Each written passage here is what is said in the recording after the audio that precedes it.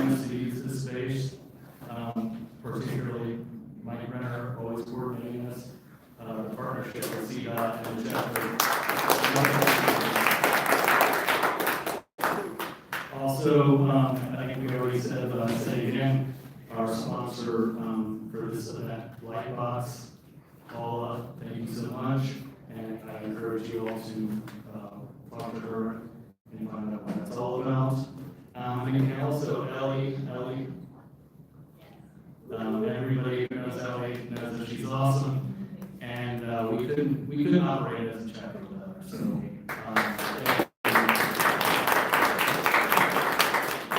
A couple other things, cell phones, if you have one, please take it out, make sure it is on silent. If it goes off during the presentation, Ellie will come and confiscate it. Wi-Fi is on the side towards, I couldn't get it done earlier, but I can figure it out, so if I can figure it out, you guys can figure it out. Restrooms are down the hall, you guys can figure that out. Also, I'll be passing around the sign-up sheet. You do need to sign this sheet if you want to get CD credits, so make sure you sign it. And I think that's all I have, really. Sounds right. So I will, we have 4 speakers. I will do, I'm not going to do all the introductions right now, I'll just do them one at a time. Our first speaker is Brent Henry. I think everybody knows Brent. He's kind of a stud in the residential evaluation world. Brent is an SRA AIRS and is Chief Appraiser with Green Tree Real Estate Services. He has broad experience in residential appraisal, real estate brokerage, financial analysis, and complex property valuation.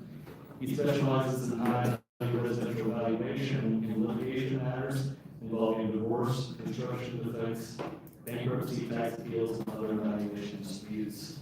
I can tell you that I work with Brent when particularly I call him when we have some weird high-end properties in Cherry Hills, and he's kind of the guy for those weird ones. It's really expensive weird ones, right? So without further ado, I'll hand it over to Brent. Hello, I guess I want to start really quick because transition from the last speaker because he started talking container homes. And is anyone agrees to container home real quick? Oh, great. Doug, you're working fine now. And so just a heads up, if you run across one, the way I appraised it was I compared it to the worst properties in quality in the whole evergreen area. And they've never seen one before. And they really were busting my chops on it. So I compared it to the worst quality, and then I explained to them that, hey, this is better than a buy level, and I got their underwriting. So I did the first loan in the done container home. So that's how I did it, just heads up, is use the quality since the container home is really pretty crappy. And then another quick example, just this morning on a complex property, I got a call, hey, I need quick appraisals. And I said, what is it? Just a simple house. Well, it finds out that it's a house back in the road. It's a bankruptcy. The attorney on the other side is one of the biggest hard asses in Denver. He was going to go to court 100%, told me nothing, just wanted a fee. And I was like, whoa, I gotta slow down. So my point is, a lot of these properties, get yourself squared away because this could have been a disaster. I know the judge, it's going to work out fine, but it's going to be a big case, very expensive. So let me, I just want to touch base, just what happened just this morning. Let's start off with, I was going to introduce myself from the judge. This is actually on YouTube. This is another ranking where the judge talked about me and said I was the most qualified person for the whole case. We ended up winning. It worked out great. If you Google Brent Henry oral ruling, it comes up, and this is what happens when you win a case. The judge loves you. They throw the other appraiser, and we win. So it's a great way to see what you did right. And I would say, how do you know when you win a case? This is how you win right here. And I wanted to play it, but we couldn't get the audio working. So another thing, we are streaming live to YouTube. This is the first time we've ever done this. I'm going to send a link. It's going to be a little ghetto, just kind of showing this. So some people wanted to see it, and we'll see how it turns out. Maybe we'll do this in the future. It's not like going to show the slides or anything, but it'll be fun to at least try it. And we need to get in the 21st century here. So first off, I normally ask about appraisals. I don't think I need to go there, I know most around here, I've seen most of you over the years, so everyone here, I'm not gonna go down that road. And then I was gonna say, it's a dumb question, who here does complex assignments? Who does complex assignments here? Pretty much everyone, right? Okay. Don't worry about it. Can you wait for a second? No, it's and then, here's what happens when you go do a complex assignment, and, it's outside your license level. This just happened to an appraiser who, hands up, not doing so well right now. He was a well-known appraiser who did a lot of divorce work, and on the stand, he admitted that he's done hundreds and hundreds of appraisals, up to $13 million home, and he's a licensed appraiser. And in the case, he was doing a complex assignment, and he had no idea what the hell he was doing. And I got the transcript, and I had to pass on the martial arts, and this happened in 2 weeks. They sent the stipulation over to him. So this is what happens if you're not qualified and you go outside license level. Basically, it's the most that can happen to you without them taking away your license. So just heads up, I'm not going to scare anyone, but this is what will happen. Have any of you ever dealt with stigma properties? Stigmatized properties? Okay. A stigma is a very, very important word, and I think that if you're going to talk about it, understand what it is. This is right from the appraisal real estate. So when you do it, cut it and explain what these are. Whenever I start talking about stigma property, or flip side, a lot of the people I go against say everything's stigmatized. Well, then I explain what a stigma really is, and I can bring this up in court. This isn't in my work file. This isn't my appraisal. So understand that this is right there, and we're talking about these important words and definitions. Please put in your appraisal, discuss it, talk about it. Harold's going to be speaking later. We're going to have some fun because I was against Harold in some cases, and in some other cases we worked together. Pretty fun cases we're against each other. We actually came out very close together. I talked about the house we did. This is the most expensive new build in Denver, disaster property, country club, $14 million new builds. It was just a nightmare. But ended up, they threw my appraisal away because they didn't like the number. They didn't like Harold's, so others hired an accountant to go against Harold. You know how that would go, Harold against an accountant. So let's just say Harold won. So let's go through that on these large assignments that I do. The client's getting a large leeway. Many times on some of these larger, especially federal cases, I might be working on 6 months to a year. And a lot of times, some of these are multi-billion-dollar corporations I'm working for, like some of these ditches and these large builder defects, that there's really no budget. So you gotta understand how much time and what they give me to work with. A lot of times these appraisers have where you're like, oh, I have a budget, and my appraisal's $1,000, and I'm gonna give you $1,000 of work. Well, in my case, and when you're doing these complex properties, you cannot budget out something up front. The amount of work involved in these, I had one case I just did up in Berkeley. I worked on it for like 2 months straight, and all my life was that. What I'm saying is, get paid for your time, and just your drive time alone on some of these appraisals, just to drive out there, expect probably to drive back.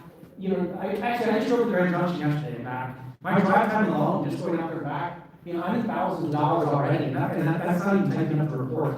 So, you need to pay for your time. When I see people charge, $1,500 for an appraisal, I'm like, that's just for me to get the property going. So, get paid for your time. That doesn't even work in when you get your depositions review. And then, my God, the lawyers sometimes call me, hours and hours and hours and hours and hours. So, I'm basically running like an hourly tab. So be careful doing these assignments where they say, what's your fee? Because you have no idea what's going to happen on these. So this is an interesting property. This is just a simple house, right? Look at 700 square feet. Home in Watch Park. 6250, 6240 lot, 1.6 million. Wow. Well, is it a complex property? 1.6 million?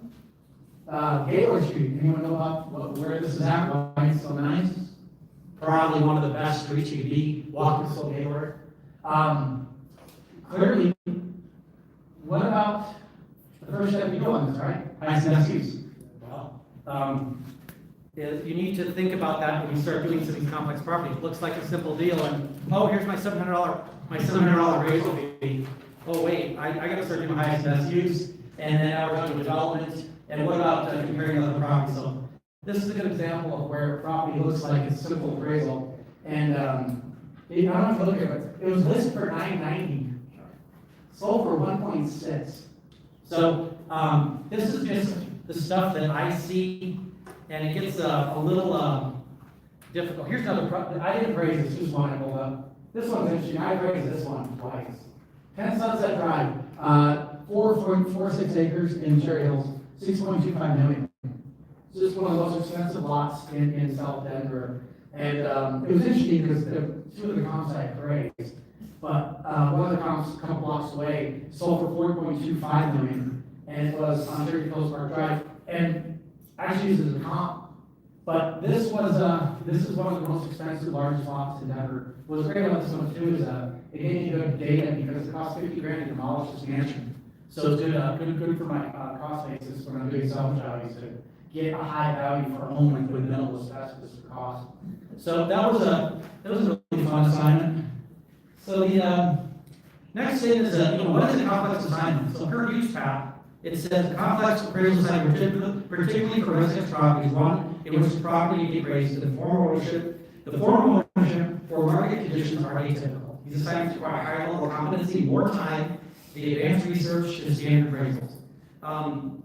Next thing you start doing a complex appraisal is they're going to want to see your resume and your CV.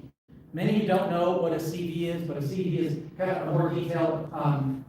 It's a French word. Anyone can say what it is, or what's the word? There you go. All right. So it's going to be this first here is just kind of resume I put in to my appraisals, like a one-page summary of what I do, and then I have an extended one here where I talk about the cases I did, the other articles, seminars, testimony, depositions. So no matter what, everyone should have at least something in the report other than their damn license, okay? People, it's free advertising. Why wouldn't you have that in there? Amazing how many appraisals I see. And if you're starting in more complex properties, they're going to want to see these resumes and your CV. And if you have a good CV, put it on the AI website. It's there to see. Put it on your own website. But amazing how it works. This is you. Why not promote it?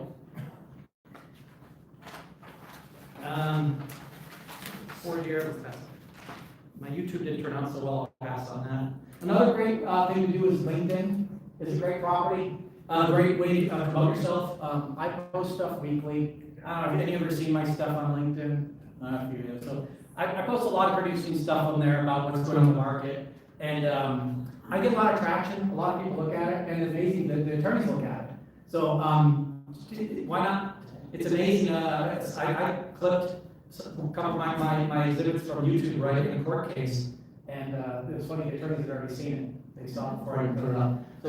So this is a kind of complex property. This is one I appraised. This is kind of the stuff I see that most people don't get to see. They probably didn't read, but it's a 27,000 square foot, 27,000 square foot above grade, 7,000 below grade, 14 acres up in Boulder Mountain, up the mountains of Boulder. So, how many people do you think would want to appraise this, or could?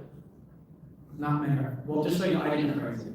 It was sort of hard case, and it was actually a diminution of value, stigma, and I can talk about it because this case actually was in the news. Family of 5 poisoned by arsenic found in Montessori's well, Los Angeles. So this is a big deal. This is a big case, $23 million. And what I did on this case is I actually proved a stigma, and I didn't really want to go down the road to become value of the home because I didn't want them beating me up on spending more time on the value of the home, and I spent more time on the stigma, and I let the other side get the value of the home. I mean, the homeowner, or I didn't care. I said, let me do the stigma. And the other side didn't even fight me. The other side, they accepted my value, they got settled. And this is where this gets fun, is in this case,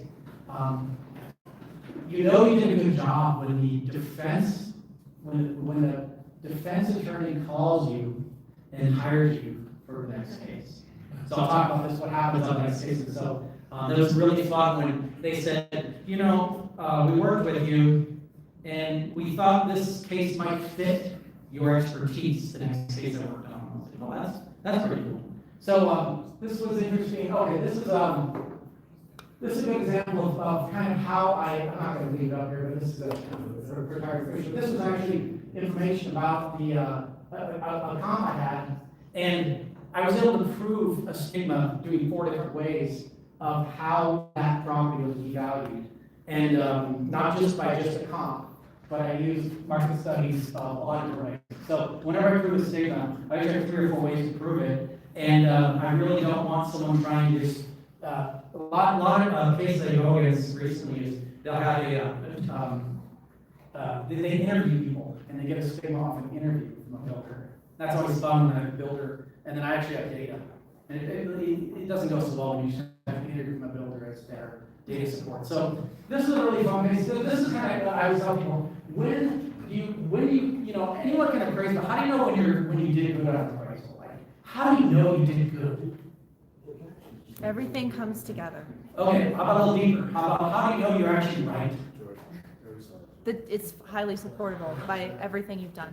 Let's go deeper. How do you know your number is the actual number of the report? There you go. Right. Okay. So the hardest appraisal to do is pre-listing appraisal. How many of you do those type of pre-listing appraisals? Few hands here. Okay.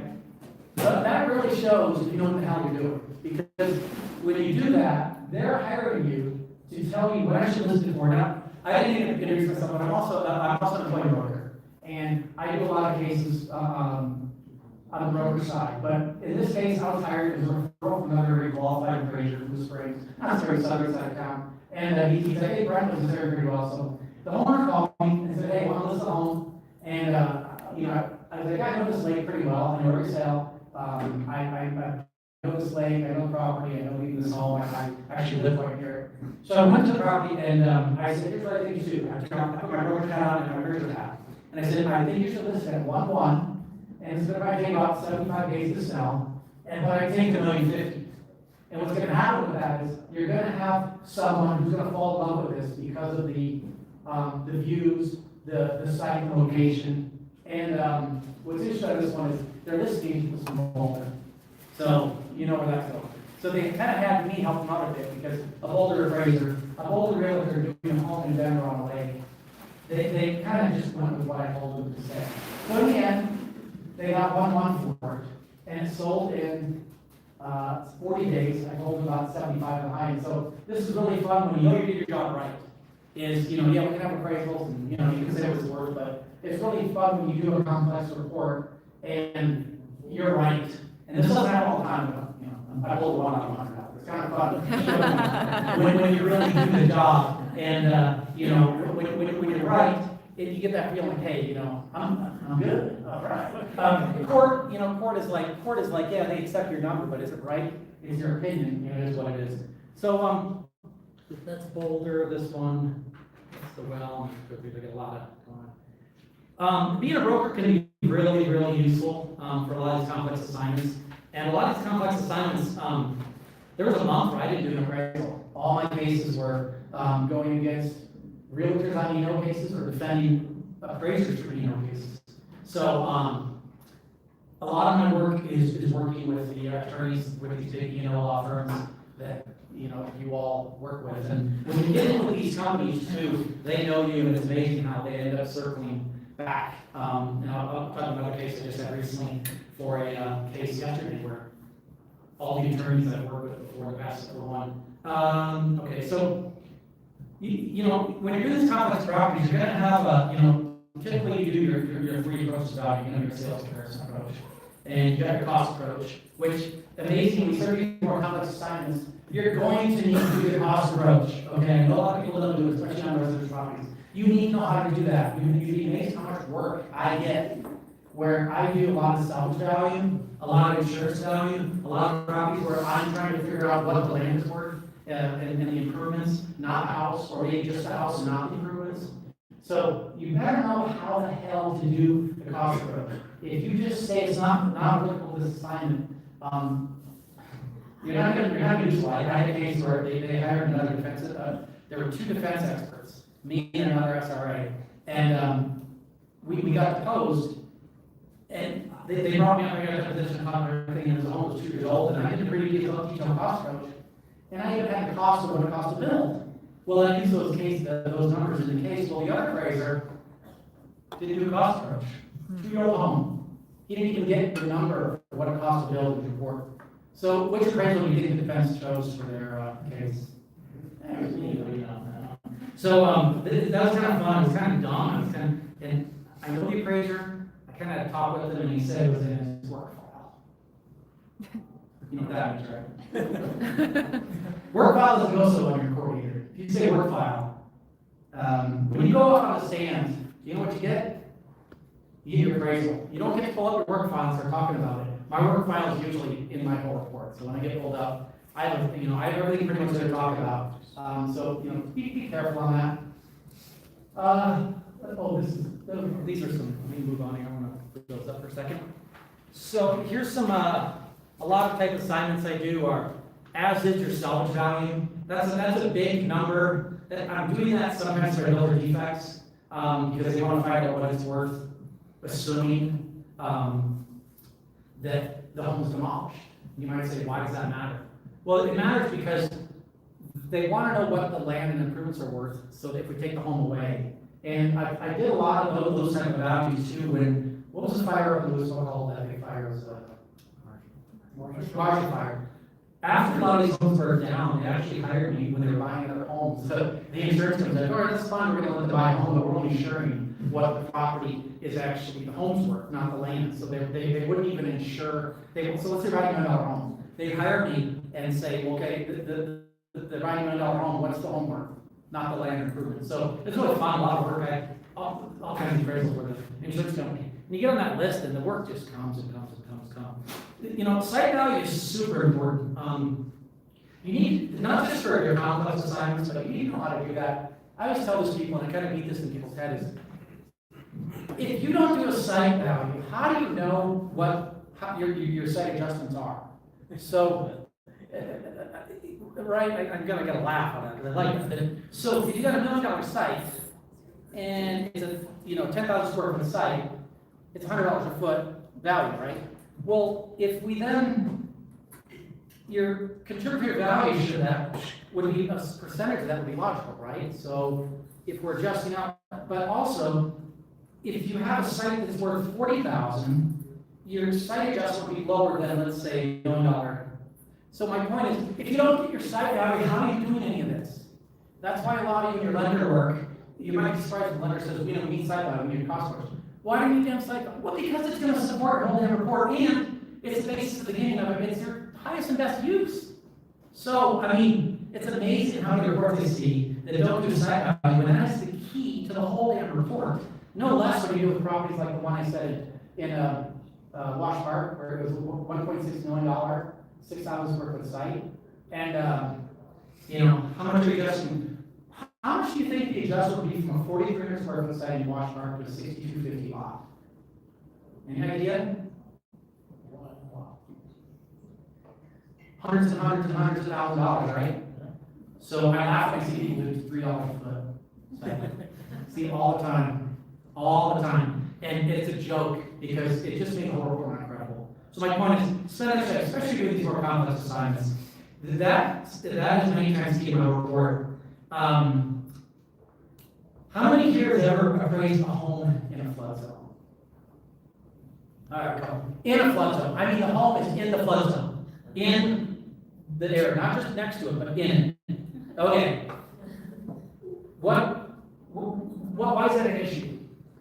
Because there's additional flood insurance that you need to purchase. Oh, and underwriting might not approve it. Okay. The lender might not approve it.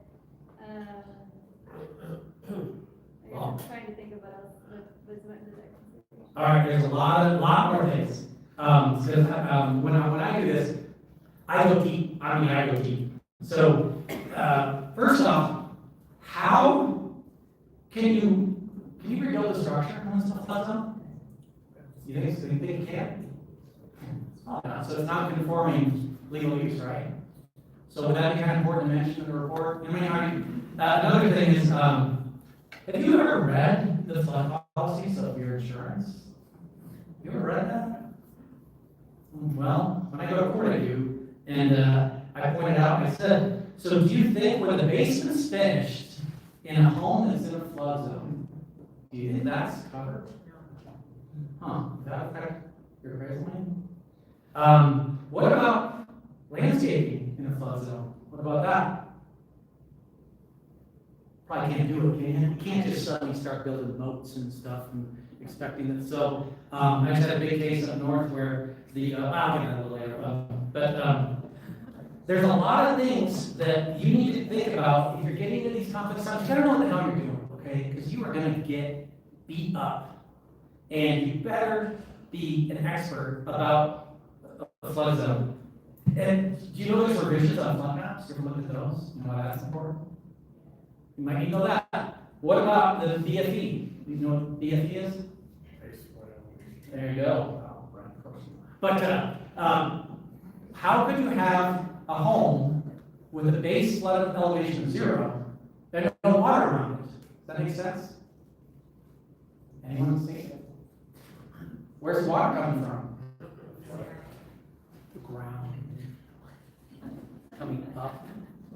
So when you're in a flood zone and there's no river or creek near you, is that a problem? So guess what I asked?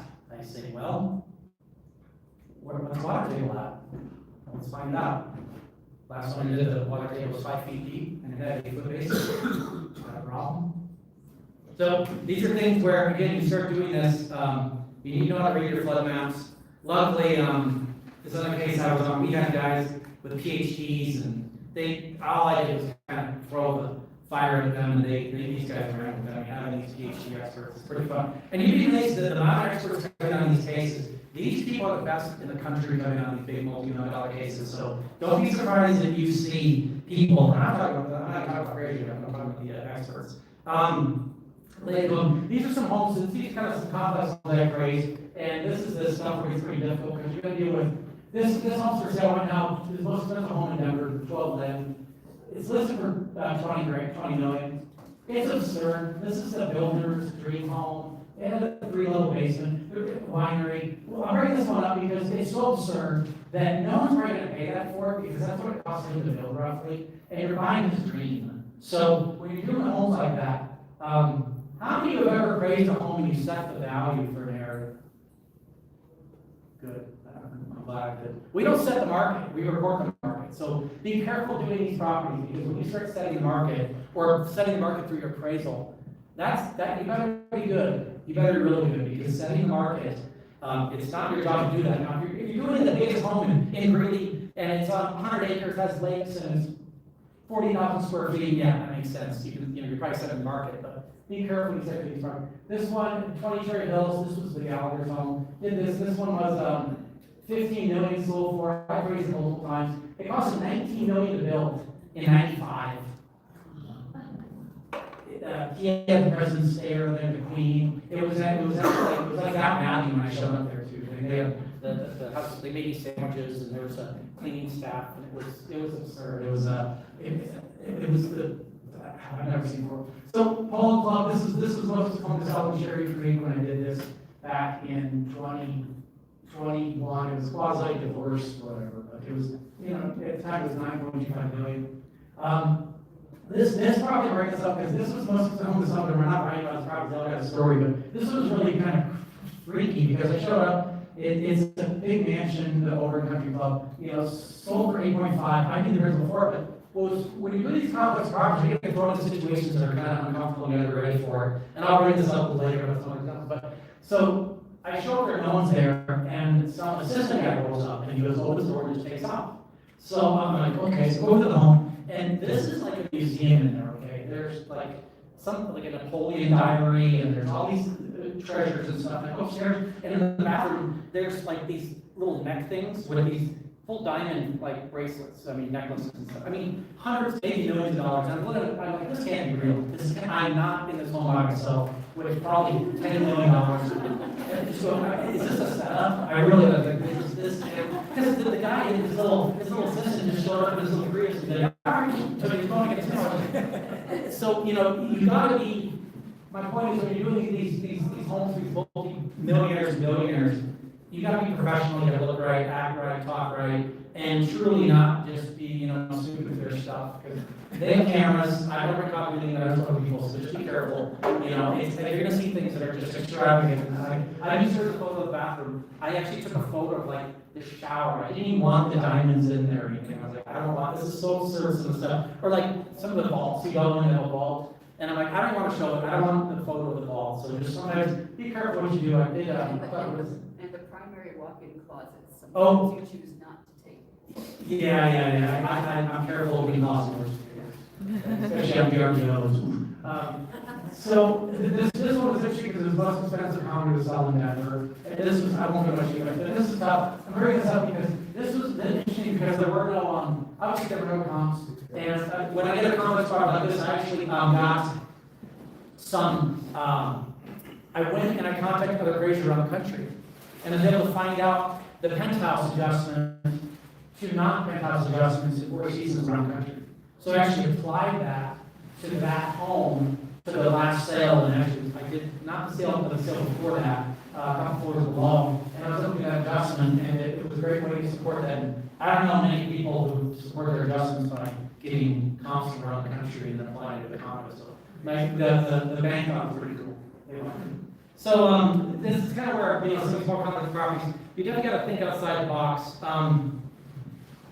This is the Red House. This is the most expensive home in Denver, and it's basically a museum. It's on Wazee Street. These are one of the largest, wealthiest families in Denver.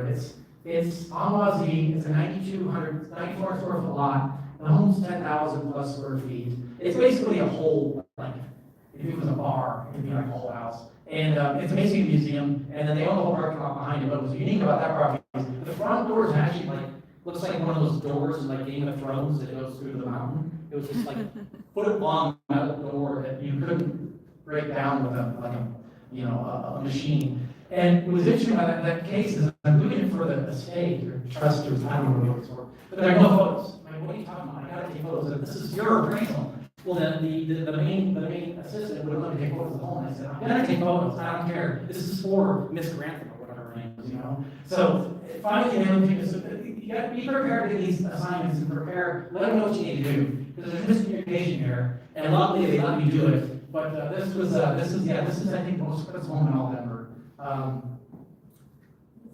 This is just another home in Cherry Hills I did. This one was interesting because it was a 13-car garage in Cherry Hills. And this was a purchase I did.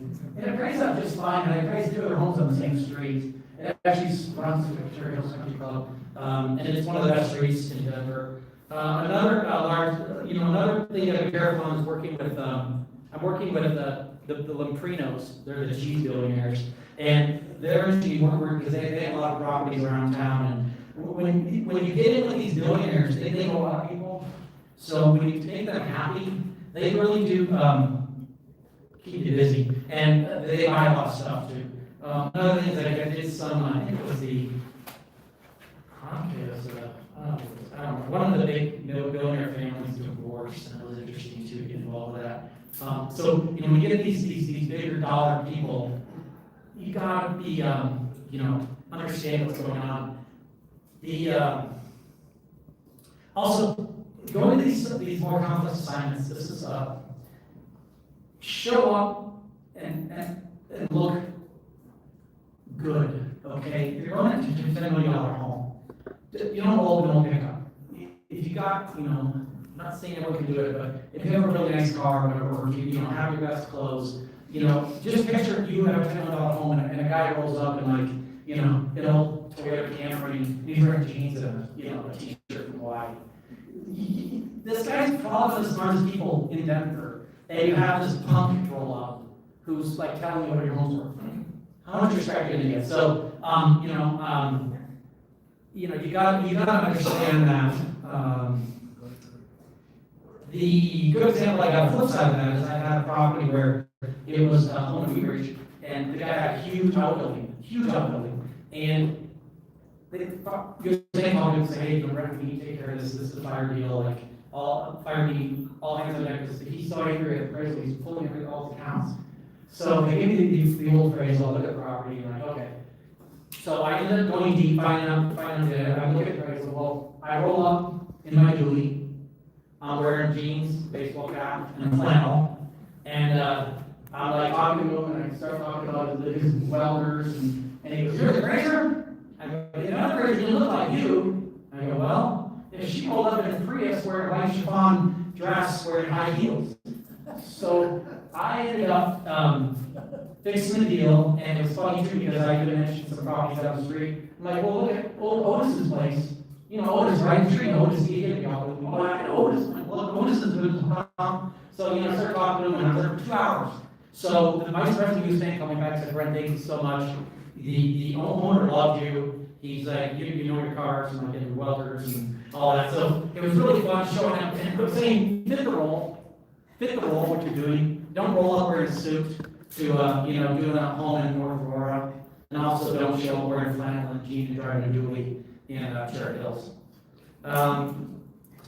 When you're doing these more complex assignments, you gotta do those extra steps, especially in Cherry Hills.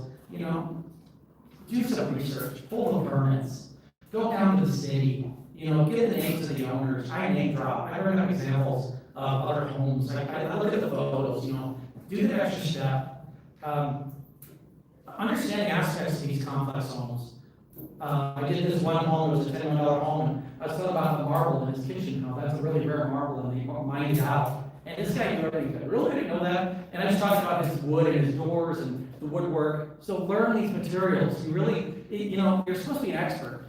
So you better be able to talk about what's in their home. And if not, learn, ask questions. It takes a long time. I've been doing this 35 years, so after seeing tens of thousands of homes and asking questions, you learn a lot. You don't just walk in and, no, your help, and just walk out. I did probably for hours just talking and, explain, and realtors too, you're helpful, they love to chat.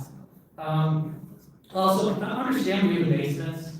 It gets a little interesting with some of these larger complex homes, and you can understand, I laugh when I see appraisers, they do their cost approach and they'll actually have a main home and the basement costs the same. I'm like, oh, that's interesting, I'd love to see that, can I see that? And then I love when they adjust the basement out, the same with the main floor.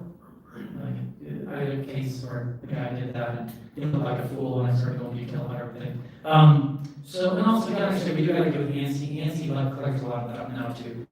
We do a lot now too with some of these great homes. I got a call a little while ago, all hell broke loose. This bank did a order an appraisal, and it was a very, very, very expensive new build. And they had a fit because the appraiser just gave them a value. So it came across my desk and then ended up passed along. There's not many. Doug is a green appraiser. So pass along Doug. Doug is taking care of it, helping him out. And it's great that, using our network of who knows what to do. So understand that if you're going to do a green report, I hope you can support a geothermal or explain, some of these green features in solar and all that other stuff. Also, doing these things larger homes, a lot of your adjustments are not going to be linear. So, if suddenly you have a home that's 10,000 square feet, and one of your comps is 6,000 square feet, you don't just suddenly adjust up 4,000 square feet at X dollars. At a certain point, these square footages start getting functionally not the same. So, consider the contributory value when these adjustments start getting larger and larger, especially garages or site or anything. So just don't just do one large adjustment. It's very easy to prove these. It takes lots of work. Sunset Drive, under down. Some other examples, I did create a home, it had a 100-car garage. It was interesting. Another one had a 6,000 square foot pavilion that's a castle on Evergreen. It worked out. I got an appraisal. Actually, I think Doug was actually appraised that one too after I did it. So there's just all right. And how many of you actually do court work? What? Court work. Sometimes. All right. And how many of you actually? So I guess how many deposed? Okay, a handful. How many have actually testified? Okay, and how many have actually had like a jury trial? It's just 12, okay. So, unfortunately, as you get more complex properties, some attorneys will only hire you if you have experience doing that. And I know people have been appraised for 30+ years and never gone to court. So, you might want to do it, but you just haven't got a chance to do it.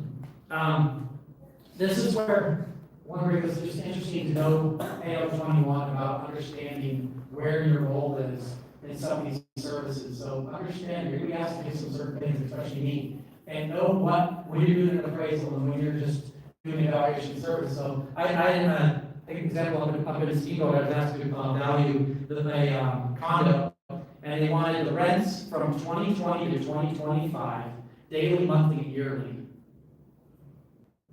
So I said, oh, that's a little bit of work. I was able to figure it out. And I was thinking they wanted that because they needed to figure out the loss of use of the property. So these are some assignments I did where it wasn't even an appraisal assignment. I did it as just a rent study. So that's where, I'm really not doing an appraisal, but I'm just doing a lot of research. That took a lot of time, a lot of work there. So it's important to understand here too that, there's 3 types of values, and this is where people get a little confused, and I deal with realty a lot on this. You have your cost, right? I'm not saying cost approach, cost to build. Cost to build is what it costs to build, right? If you say the build, then you have price of home, list price, right? Realtors, CNA, they just throw it up there, hopefully, right? And then we have market value, which we do. So understand where those go, because that's important for doing these complex cases, and understanding your scope of work. How many here are realtors also? Okay, so 3. It's a great way to help support your work and to get other type of assignments. Let's see, this is this is one where you all know guide note 4 AI, I hope. Crickets? Sure. Okay, this is important because this is, you all should know this because this is your reliance on experts in your report or others. So, how good is your report if you're relying on an expert and that expert is hired gun or theirs? So, it's important that you at least understand this and disclose and tell everyone that, hey, I am now basing my report on this expert, or you beat up the other report and say, hey, did they even understand this? They just basically said 100%. This expert says, we need to do the landscaping, and we're doing it. Well, I just had a case in North where they did that, and the landscaping can't be done. You can't even do it legally in zoning. So their whole report is bogus, because the whole basis of the report was millions of dollars of landscaping. You can't landscape it because it's in a flood zone. You think that's a problem with that report? So that didn't go so well for them. So back to 4. Okay, this is a typical limiting conditions for a UAR.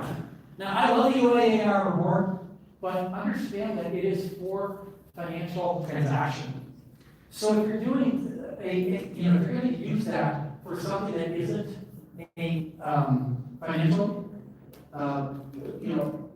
appraisal case, clean it up or use different limiting conditions. I had a case. About a month ago. Designated appraiser, well known, doesn't drive by on a home. I grew up in the area of Evergreen. I was already hired by the other side.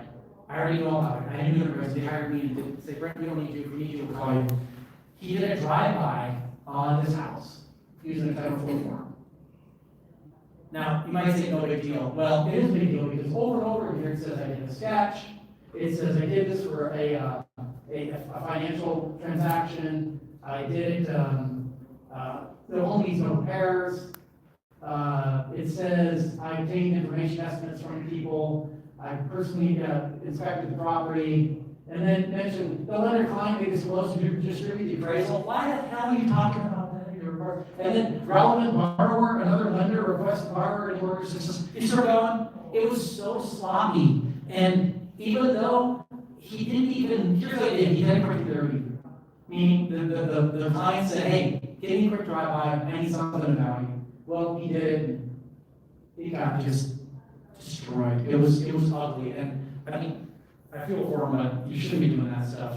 Take your time. You know, he could have just done a 2055 report and done it correctly instead of just doing it on Title IV, because he probably had one handy.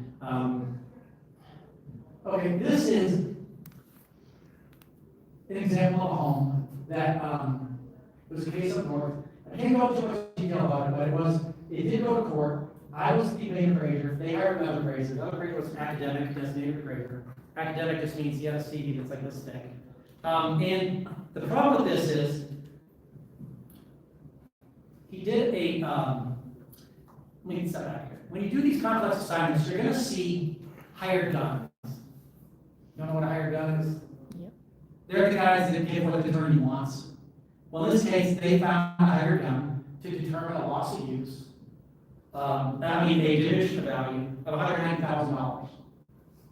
How he did this was, he used this listing, compared to the subject, the adjusted amount, said, the loss is $190,000.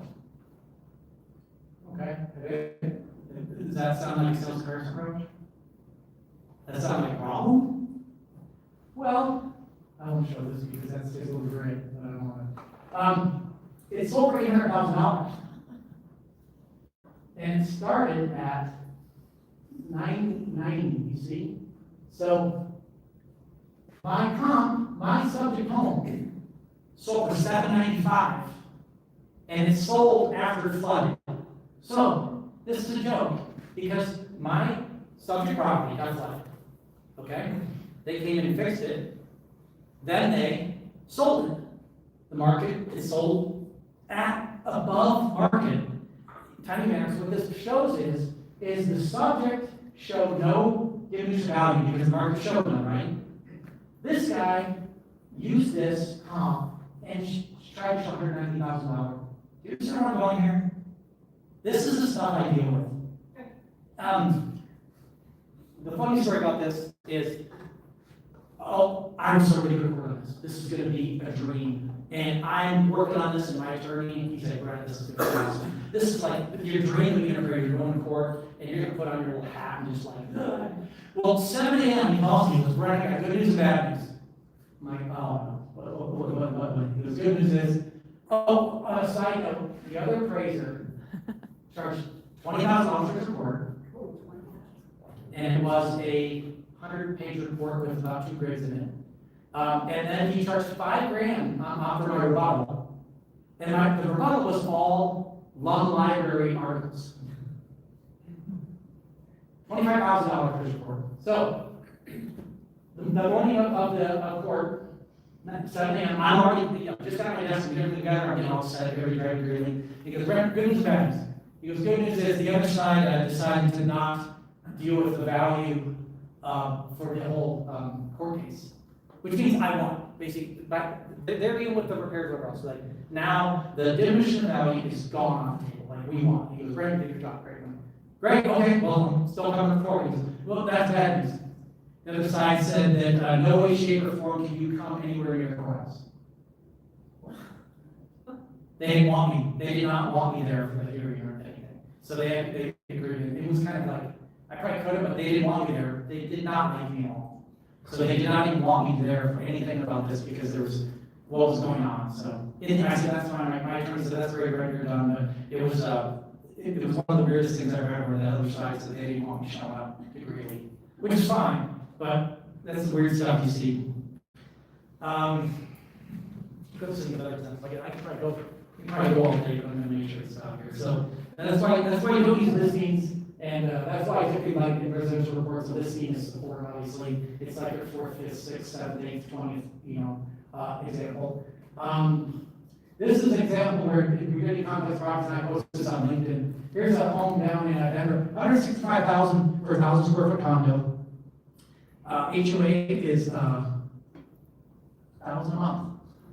So this is the example of what's happening now with, that's a $10,000 special assessment that they're paying. That rule doesn't work, don't worry about that. So this is now where, they're dropping the price 10 grand every month. They'll drop the price here, probably in a couple weeks to 155. It has to, have to sell it. So be careful when you're getting some of these properties, understand these condos about, understand what's non-mortgable, what's on the family blacklist, understand how to use the FHA, approval list, understand, what happens when it does go to litigation. Condos, there's a lot going on when you start dealing with condos and litigation. So my point is, if you're gonna take on these cases, understand what you're doing. It can get pretty ugly. This is a pretty complex property here because I've seen, you gotta understand what you're appraising, right? I've seen a lot of appraisers who end up calling a home Q4 when the home was a mansion built in the 1930s. So this home is a very beautiful, well-built home. It's not very nice. It's over 1.2 million for a 6,500 square foot house. It's still an old Victorian mansion, but is it a Q4? Q for the commercial quality rating, let's call it. Quality rating goes from 1 to 6. Typically, most residential appraisers call it 3 or 4. Well, there's a lot of appraisers out there. If you don't call a home the right quality, then your whole report starts not making sense. So logically, if you have higher quality, a Q1 home, Q2, would that mean you have more total life, right? A better built home lasts longer, correct? Yeah. Okay, if you have a crappier built home, like a Q5 or 4, you have a lower total life, right? Right. Okay, and now that starts affecting your effective age and your depreciation, right? Depreciation, you kind of know that for cost approach, and all the cost approach. So now if we have a higher condition, C rating, of let's say a 5 or 4, do we have a higher effective age? Wouldn't it go, now if we have a lower condition, meaning a 1 or 2, we'd have a lower effective age, right? So these items should go in a scale that moves, correct? Right? So if you don't understand that and call everything 15-year effective age and everything's a Q4, your report is trash.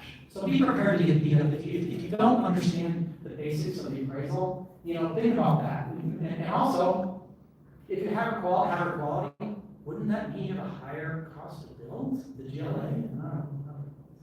That's crazy. All right, so let's go through. Talk about flooding. Understand that we do have disclosures in Colorado. This is the murder home. I just want to explain briefly how this. I use this house for a statement for a death house where you can show the list price and the sold price and end up getting kind of a ratio to show a stigma. You can do that for a lot of different properties for stigmas. Another example, I had a property where it was a high rise in Cherry Creek, and they were trying to, the other side was trying to say that the property diminished now because it's flooded. And I said, that's great, it's been fixed and repaired. And I said, well, I have 24 examples right there of homes that have been fixed and resold. And I said, what? I said, yeah, I know 2 whole floors in high rise that have flooded and resold. And resold again. I said, so your stigma. And those attorneys still, when I see them, they're like, right. I remember that was cool. So they like that. When you give real examples and the data, you gotta get the data. The point is that you gotta get the data, and it's priceless. So a lot of these cases I have, I've got a stigma folder. I just was out doing a property in Grand Junction yesterday, and I did one right before it where it was built on radiation. They used, they're called mine tailings out in Grand Junction. Anyone know about that? Mesa County. So got hired in there doing that. Month they settled. I was able to prove a stigma. Everyone's happy. On a flip note, I just was out there yesterday, and the attorney that hired me in that case is the plaintiff on the case, and I'm working with the defendants. So small world, but 3 of the defense attorneys I worked for in the past, and then the plaintiff, I just worked on another case. So when you start working with these cases, you start working with everyone, and they like working with people they know.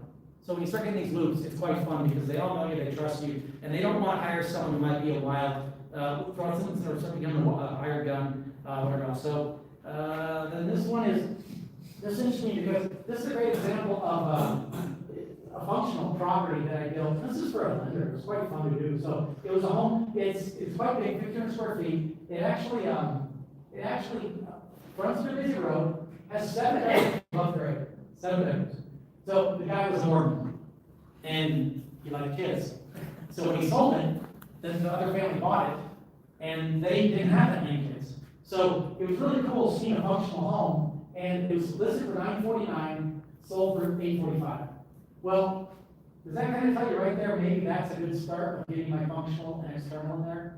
So I was able to figure out my external by the busy road, and then the rest I figured out was pretty much functional.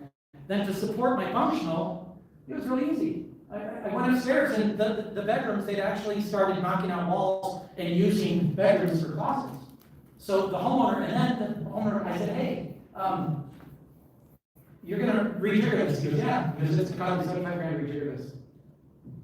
75 grand, there's my functional. And that number came out to be very close to my adjustments for that. So it's really cool doing an adjustment for the market and the homeowner.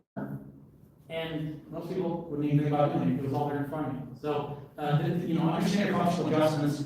You don't run across them very often, but, you know, you need to know what they are. Let's go into the, you have 3 toolboxes, make sure you use them. You know, your cost, sales, and income. Income's a big deal. I do the income approach a lot because it's used for builder defect, and it's called loss of use. So when a property gets, they can't use it, a lot of times they need to find out what the rent is to cover the loss of use. So understanding that, I've won quite a few cases where I've used that on a flip side for other reasons. Kind of like, but and also I've been paid to do a lot of really good studies. The key one approach. I'm going to be talking about the property. Harold's going to be talking about a case we worked on too, where we had this other appraiser, again, an academic appraiser, I'll leave it there, resume, CV, that back. He ended up doing a, I'm going to try to go pretty quick in this thoughts, this is because I'm starting to talk about this case. He didn't do sales appraisal, okay? He did not do sales appraisal, what he did is he did an AI study. His AI study was, he took Redford, Zillow, and Julia, and averaged them. So that was his comparison approach. It gets better. No, and this is an academic, this is an appraiser, unfortunately, that does a lot of hard work. Then he, and me and Harold worked on this one, this is because Harold testified, and we did a great example where we knocked all the wires, oh my goodness. Got repaired, resold, and they didn't like that, because there was no stigma. Then he did an income approach. Well, he did it using CoStar. Now, do you think he used CoStar for residential property in Colorado Springs? It gets worse, because there was a home in the neighborhood that sold and was rented. So what does that get me? Sure. Wow, there you go. Rocket science, right? Well, he's comparing it to apartments, he's comparing it to 6 units, he's comparing it to high rise, he's using CoStar data. And then his cost approach was interesting. He didn't do it. 2-year-old. 2-year-old. But there's a 10% stigma on the property. 10% stigma on the property due to repairs. But we don't know what the repairs were, but he said the repairs were about 10%. This is what we deal with. I'm not kidding you. This is what you will see. And you're going against people that are not used to being questioned, Right. and they are slippery. And you might think you got them by the neck, and they just slip away. So don't think like you're going to just you're not going to beat these guys up. You're not going to beat them up because they're so slippery. They've been doing this a lifetime, and they don't care. They don't care. And we don't need to say, I'm not going to go by any names. That's not good. So we got this one. Let's go through here. This is the self-defined functional. This is the home me and Harold worked on talking about. This was the most expensive new build that was going on in Denver. I didn't know at the time. I was hired by the homeowners. I raised it for X amount. I don't know. Let's say $6.5 million. They threw in an appraisal. I decided to hire Harold. Harold was around $6.5 million. Harold will talk about it more, but in the end, it was fun being against Harold because we didn't know against each other, and we were almost identical values. And it was really cool seeing going against a peer that we were on the same page. And it's really neat seeing it goes on the appraiser. It knows you're probably doing the right thing, and both are the same numbers, it's really fun. I had another big divorce deal where, I did appraisal, they didn't trust my appraisal, so Matt George did the other appraisal, my manager does a lot of divorce work. And we were 20 grand off. And they really thought my appraisal was off, and then he did, it was amazing when they check it. That's not only when you check the appraisal, when they hire another appraiser, that's a great check, is when you have another appraiser agree with your number, not just review it, but they do an appraisal, and they agree with it. This is getting interesting, we're talking about complex properties where you have some issues where you have a home that's a one bedroom above grade, 3,600 square feet, sold for 7.7 million. Understand with these complex properties, you can't just compare this to a two-story. You can't just, who is the buyer of this home? It's not a family, and they're not really buying a home not near the slope on outside of Breckenridge proper. So when you're doing these complex properties, these millionaires and billionaires, they're buying that home for reasons. So understand your market, understand your buyer. I always say, when you're doing that, I know it's hard for us to pretend we're a buyer at home because none of us are, but I always say, put on my buyer hat and think about, hey, what do they need or want? That's your comp. So be careful doing these complex properties. I don't break Breckenridge, so I don't know anything about site product and things like that. So, this is a good, I really want to talk about this briefly, because this is a property that I appraised for pre-listing in Boston Road, which is near Confer area, and it's 80 acres. You see that's the driveway. Right. And then there's a pool there. So this was crazy because the guy was a millionaire oil guy, and his mistress kind of lived there, I think, or something, and they had to sell, and it was sharing money and this and that. And okay. They kind of put me in a bind. So, first off, what would be your main concern? This is a concern now about a lot of Colorado about this property. Driveway, obviously, right? Okay. Fire! There we go, fire. Why is fire an issue? Because of all them trees. Okay. Did any of you ever get a fire rating on a property? Better start doing that. This is a fire rating 42. That's pretty much off the scale. Who's going to insure that? So I told him that. Luckily, he had insurance. He's a veteran. You gotta say, hey, well, I said, yeah, you're gonna say. No, so a pool. Why is there a pool? Because he wanted one. Fire. There you go. That's a cistern. Oh. They made to put it in, so the insurance reasons, they gotta have a pool. And you know what a hammerhead is? Hammerhead? Fire truck. Yeah, they gotta have access fire truck. Do you think a fire truck can get up there and turn around? So that's another issue. So I've had problems where the hammerhead costs more than developer property. So these are some concerns we know about on these more rural properties. So when I get better. Oh, look at the house. Log home. Log homes are great, right? Right? You know what the maintenance is on that? They spent $100 grand just oiling it and chinking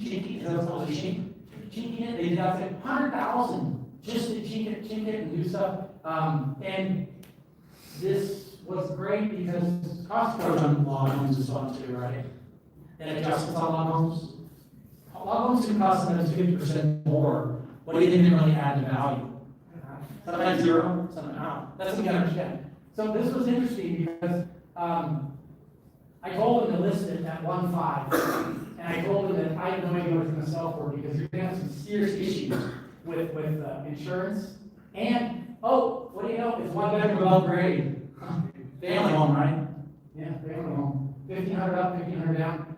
And not to get too personal, but one of the lower rooms was pretty much like an OnlyFans room or something. So that was a little crazy. So there was some issue, and when I went in to do it, there was actually a stripper pole in the master bedroom, and I was like, you gotta get rid of that right now. Yeah, so this one was interesting. Like I said, she was a mistress, I don't know, but obviously there's something going on there.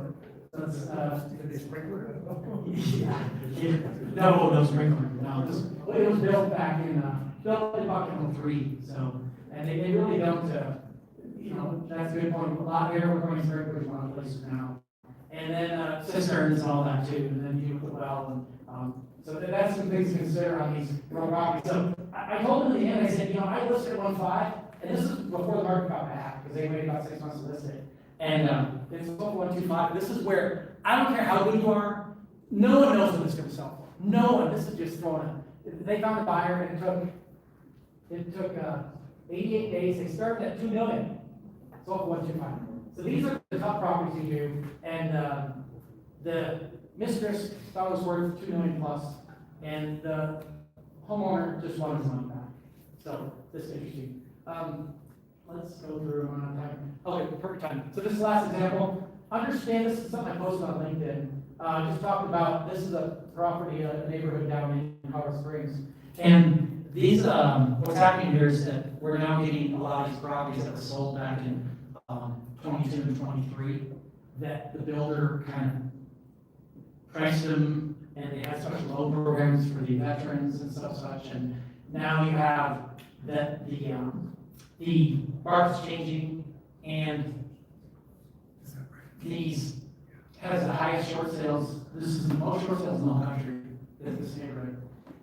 And what else is interesting here too is you have an external factor, because they closed Space Command right down there. So they're losing jobs, and this is the Colorado Springs is the #1 decline of value in rent in the whole country from 20 until present.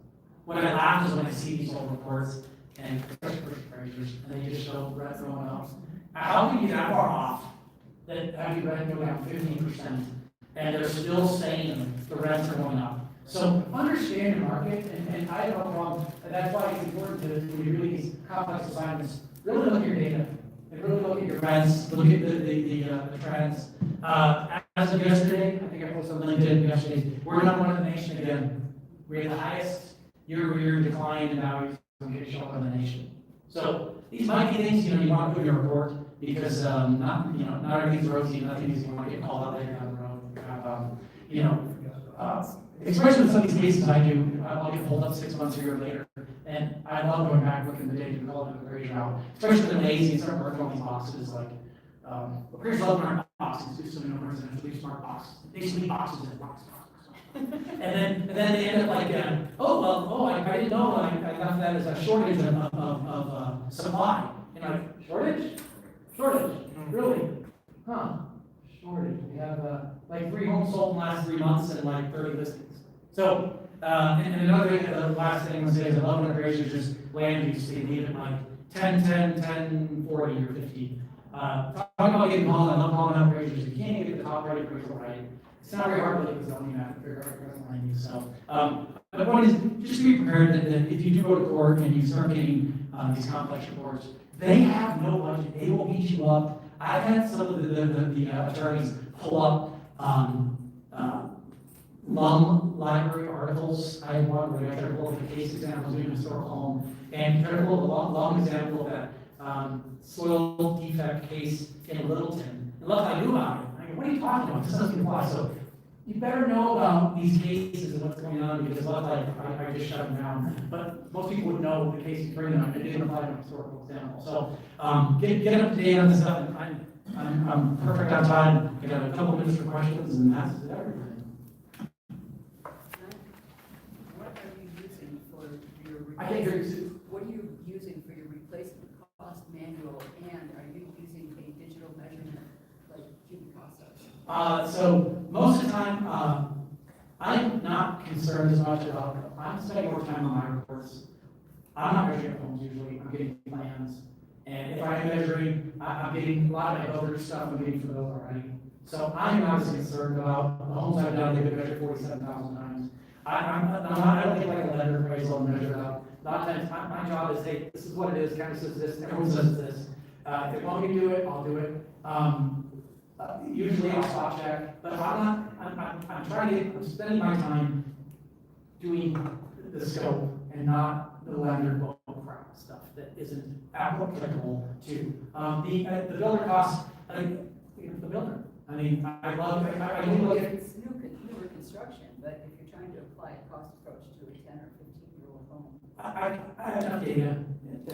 and you can back it out. I mean, it's there. You just got, You've got your local database. yeah, and we also have Marshall Swift, which is, Well, they no longer publish their, exceptional home. I know, so, and unfortunately, be careful, these Marshall Swifters, I have got Marshall Swifters report, and he put the numbers in, I got a little paper, printed it out, and I'm like, hey, you put a $400 a foot, and I said Marshall's like 120, and he said garage, I did a garage in Boulder, the appraiser said that it was $1 million 2-car garage with an ADU, and I was like, well, Marshall says this, and adjustment, so just be prepared that can bite you in the ass.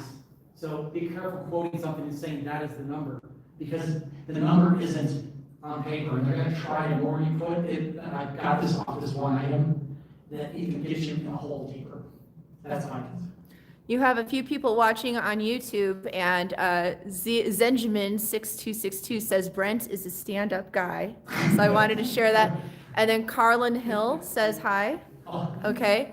And then there's another one who says, what's going on this class? Now, I don't know if they're asking what's going on, like what the class is, or what's up. I don't know if they're saying. So just want, and you got a bunch of hearts as you were presenting. that's good. I didn't promote it, I just put it on. So this is a person, we need it. What I'd So like shout out say- to them. I would like to get a YouTube channel for the chapter. We need 50 subscribers, and then we can live stream it. So I really think we should do that. It doesn't cost anything. We all just subscribe, we can do this, because I just did this for my personal goofy automotive lawn care YouTube channel. So it's there. I will send a link. I don't know if anyone cares, but, I think that's it. I don't want to burn up everyone else's time. I'm right on that. Yeah, correct me if I'm wrong. It sounded like you were saying you were able to apply some stigma adjustments from difference between list price and sale price. Can you go a little more into that? Yeah, so a lot of times, the other side of realtors price things through the CMA. When they do the CMA, they just look at all the data, and then they get a price per square foot, and then they'll say, okay, let's listen to this, let God sort it out, what I say. So a lot of times, the realtors then let the market tell what it is. So I had a case, it was for CDOT, no, it was light rail, I don't know if it was CDOT or not, and I was able to prove that the only home that sold back into the railroad tracks I appraised. And I talked to the agent, and I said, well, how'd you get this number to list it at? She goes, well, I just looked all around it, she said, I didn't think the train tracks impact value. So she priced it as if no value. Well, it sold for 40 grand less. That was the stigma.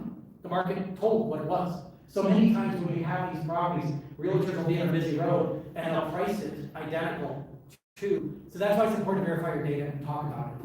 And a lot of times you can ask, like, well, how'd you get this price? Realtors aren't the brightest. I'm a realtor. On YouTube, watch it. And realtors are not great, let's say that too. So when they're doing that, you've all seen what realtors do for value. They click a bunch of homes and they put it in a CMA and it spits out the number.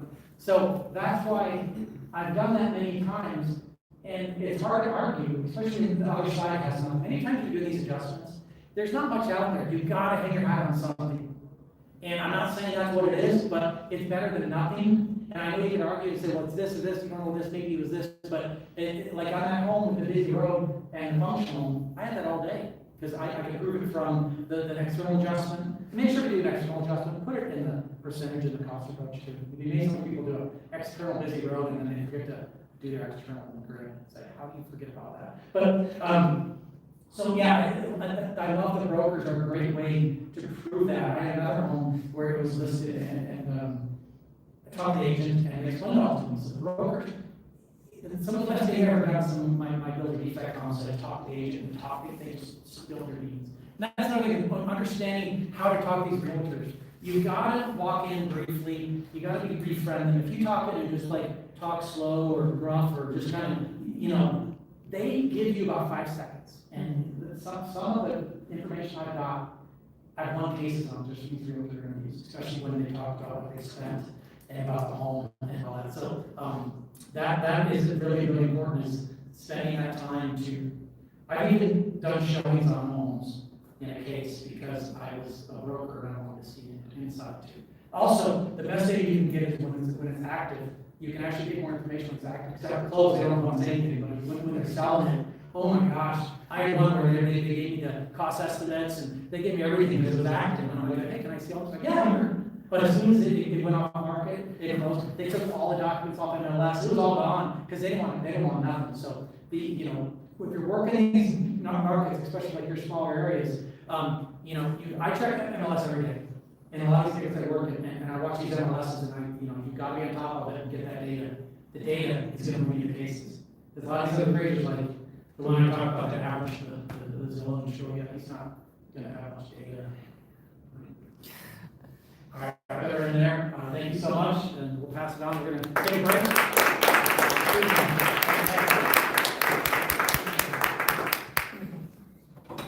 I'm going to leave YouTube running, just so I don't want to stop it.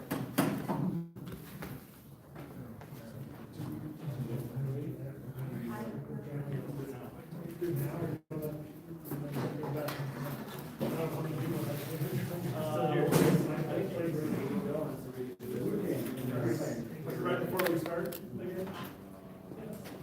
I'll introduce,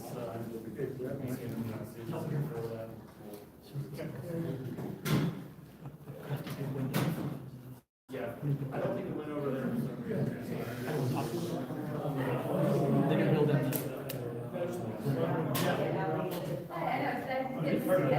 I think everybody over there. No, not especially when it's streamed. I think that was very good. I even showed him where they make sure it was passive. Even though you could know, I don't want someone coming back saying, we showed him. You know, you pay what you got. Yeah, I was waiting for it. Oh, the name? Yeah, I'll just get it. Oh, great, anyway, I'll let you. I don't know, whatever. I just- Thank you.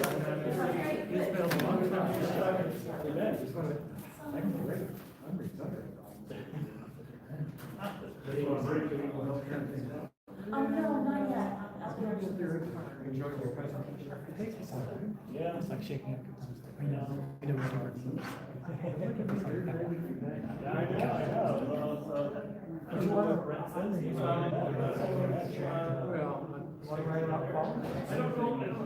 Yeah, that's the problem, right? That's my. Whatever your pet peeve of the month is, like be 1 page or, 3 or 4 pages. I don't know if you've read it. I do, of course. I wrote some years ago, I did, I did some, years ago, like, yeah, sure. Page or 2, whatever.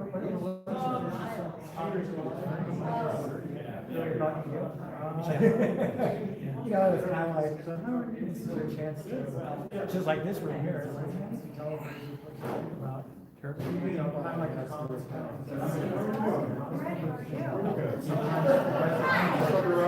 But you know what, you used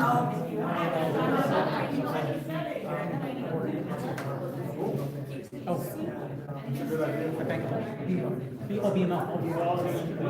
So, Sullivan's still there? No, he actually had more Yes. That'll be a lot of days. So he went to. I'm friends with Dean, but I guess we kind of talk business. Oh, I know, I'm gonna value his I'm afraid of it. He wants me to be crazy. No, all the others are giving him 2 cents. That's kind of cool. Yeah, it's, You know, I. That'd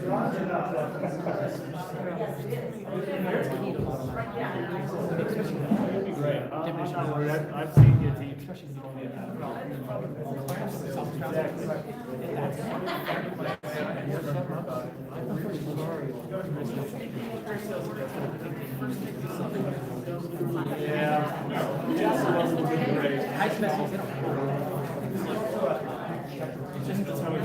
Reviewers, I love what the program is.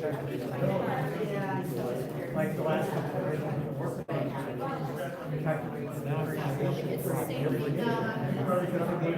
Yeah, it's, we really have to kind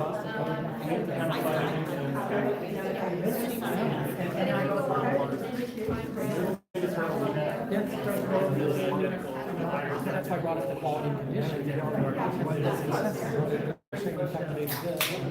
full life and service. This, and then there's things, so I just said, this base is this. And you're like, wait a second. They're just the base will versus the cost bill. We gotta change some things.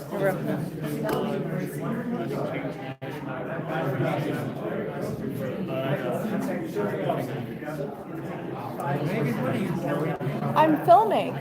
We're still live. Yeah. I just want to show where everybody is and what we're up to.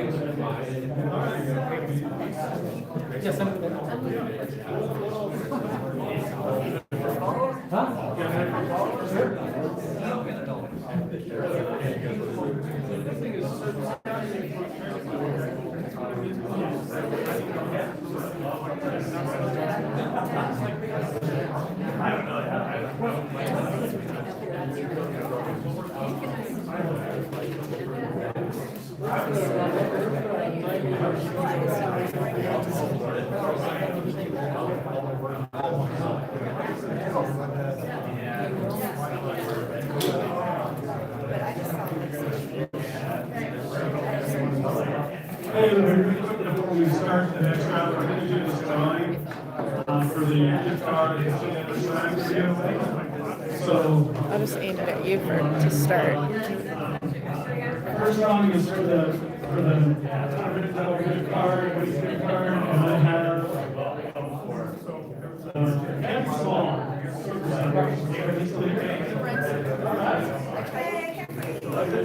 Thank you.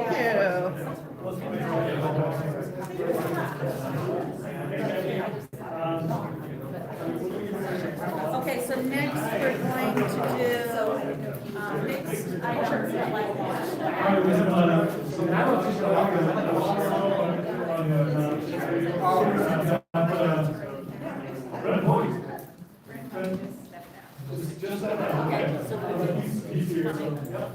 And then we'll do, tote bag, like box, Eddie Bauer.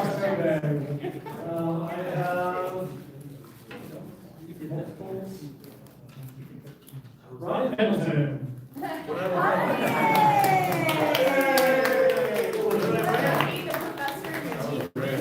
What is it? Lightbox Eddie Bauer tote bag. Ah, Duffel bag. Wow.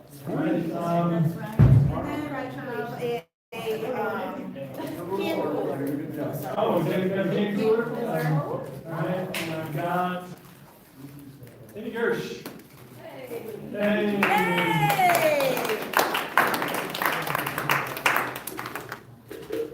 Right, Amy. Have a good trip. You too, honey. And then last but not least, real New Hampshire maple syrup. Real New Hampshire maple syrup is going to Mike Fair. All right, so this is for Brent. And I think Brent's still here. He's still He's here. in the building, so. Here you go, Mike. Now your wife's really gonna be happy with you. You're right. Or if you just want to get started. This is Brent, yeah. I'll give it to you. I'll tell him one of the guys, one of these, and you can take this. Thanks again for everything. Yeah, I saw that. Thank you, sir. He needs some too. I'll save for You're safe, I'll see you in September. Yeah, for sure. Okay, good. Don't you know how to push buttons? Are you guys ready for the? I can't get the clippers. Is it turned on? Advancing my slides, do I need to coordinate it with my slides? I did. I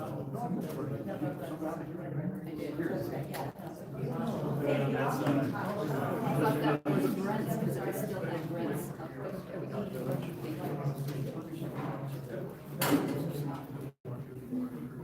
Hey, look at that. Okay, let me go in here. Okay, we're gonna get going on our second session of the afternoon. Thanks again to Brent for that, discussion on stigma and diminution of value. Our next topic is going to be additional, complexities in residential valuation. And this one, if I'm understanding correctly, is more specific to easements. But I'll let the stars of the show tell us what's going on. So, our next two speakers, I refer to them as the family stone. We have Susan, to my right, Susan Everstone, SRA, is President and Chief Appraiser of Peak Appraisal Service, with decades of experience in residential appraisal, including single-family, multifamily, luxury estates, acreage, vacant land, proposed construction, and complex litigation, or real estate-related valuation assignments. We also have Hank. We have Hank. Hank is a longtime member of Peak Appraisal Service, specializing in residential appraisals from the salt to rifle, with deep expertise in resort and mountain markets. He is recognized for complex private appraisal work, including estate, trust, and divorce-related valuations.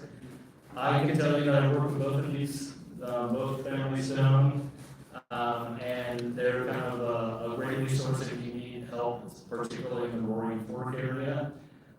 The only problem is they usually bid 20 weeks out minimum, so if you're a lender, that's a tough ask. But without further ado, I'll hand it over to Hank. Brent, how do we change this You know, into the? turn it into a show. We're still trying to line this up. Start.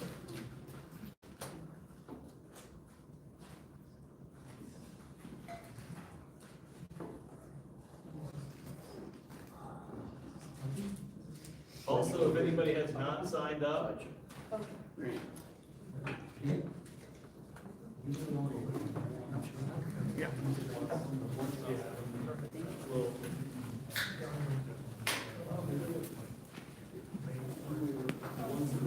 I'm not the AV guy.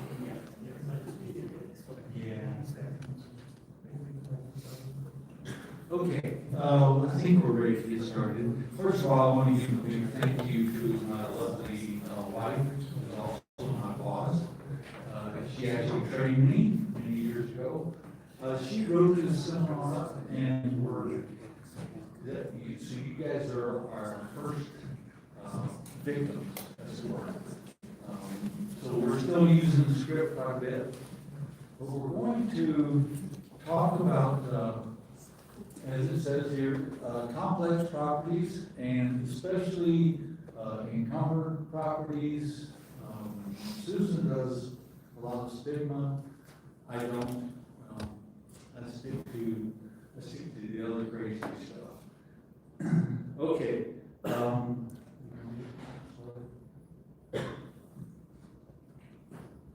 enough. Okay. It changed the views up here. All right. So you think we're gonna do complex properties? Call her. She'll be down one. All right.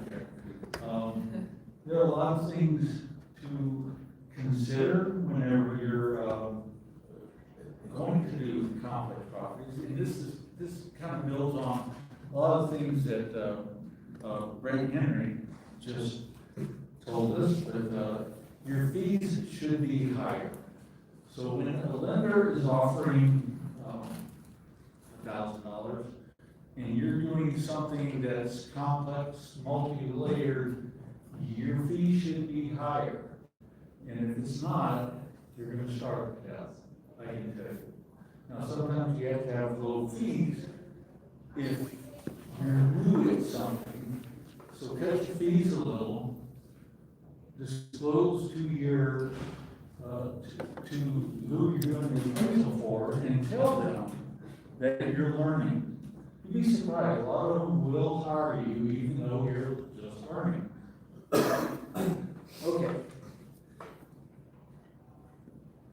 The biggest thing that you have to do with doing complex properties is time management. It's hard to do lender work while you're doing complex properties. You may think you can. I'm living proof that you can't, because otherwise you're up till 2 a.m. every night trying to squeeze in and trying to get your deadlines. Deadlines drive our business. You have court deadlines, you have estate deadlines, you especially have lender deadlines. And when you get a reputation for blowing those deadlines off, your work will decrease as you go.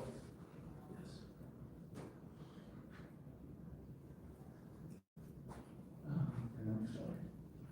Do you want to mention about the payment? So, yeah, it can take longer to get paid. Yes. On these, deadlines are extended. It does take longer to get paid.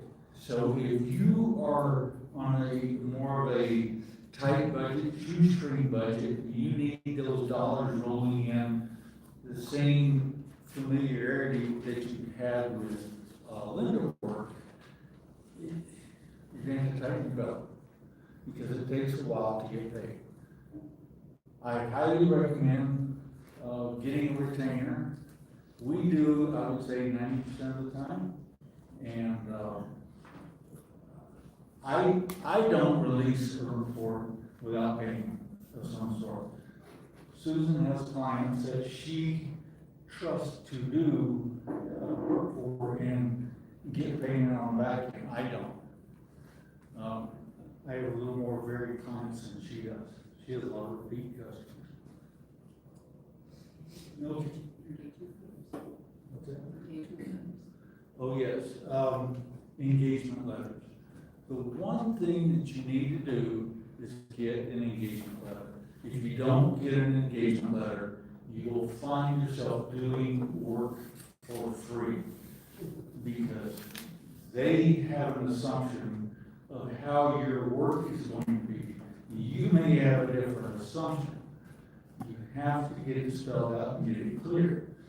And you also have to have caveats in there with your engagement letter. As I guess, the best way to describe it is an out. Be able to get you out of an assignment if the scope creep goes through the roof. Mm-hmm.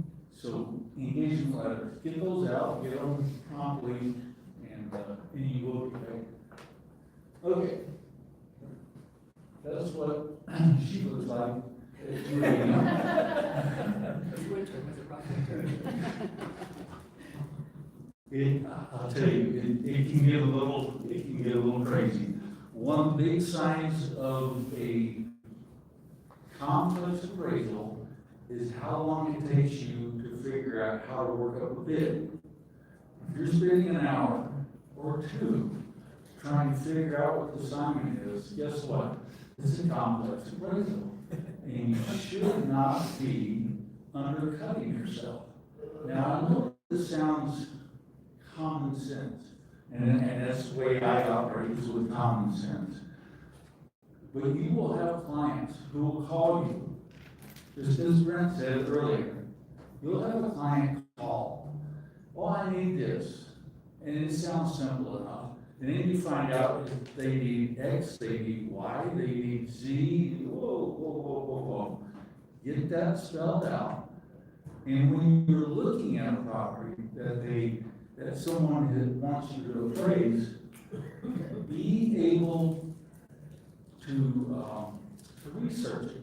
You need county records, you need MLS, you need, and don't be afraid to pick up the phone, talk to to anybody you can with a property. If you have to, give them a bid 2 or 3 days later. They're the ones on the clock, not you. So don't scramble and cost yourself business by taking all your time with a bid for something that they have not spelled out what it is. Okay, with comp research, in fact, I have several examples of properties that I'm going to cover here shortly. Comp research can get very complicated. When you think you have a house on 35 acres, and you find out it's a house on 35 acres, but they own the next door lot, and part of it's in the wetlands, you have to figure out what you're faced with, and use a lot of common sense, because it does get a little bit ugly.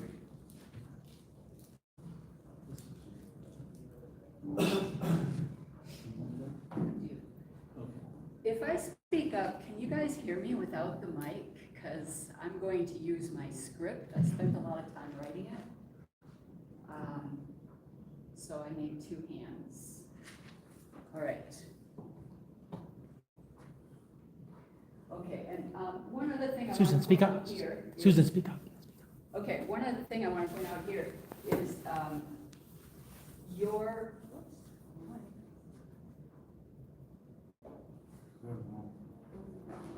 there we go. Anyways, when you first get contacted and the attorney says, you know, hey, I've got this property, blah, blah, blah, blah, this case, blah, blah, blah, blah, it's not as it first appears. Your first inclination is to think, why are they fighting? Why is this a case? This sounds pretty cut and dry.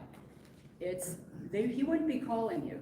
She wouldn't be calling you if it were cut and dry. So just remember, withhold your judgment. It's not as it first appears. There's more complexities in the case. All right, let's go to market value. What would an appraisal course be without talking about market value, right? Well, what I want to focus on is each acting prudently, knowledgeably, for self-interest, and neither under undue duress. We all have various definitions of market value that we have in our psyche. This is what we do from day to day. I was shocked recently when I asked a realtor when I was confirming a comp if it was arm's length, and she replied, "What's arm's length?" And I said, wait, you're selling bazillion-dollar properties and you don't know what arm's length means? And so I explained that to her, and she appreciated that. I think she fell asleep during that part of her Zoom class. But when you dig into the analysis of a property that's experiencing loss because of damages or an access easement, the valuation of multiple properties, whatever the damages could be, and or maybe a sterilized properties, certain components of market value become your mantra and your protector.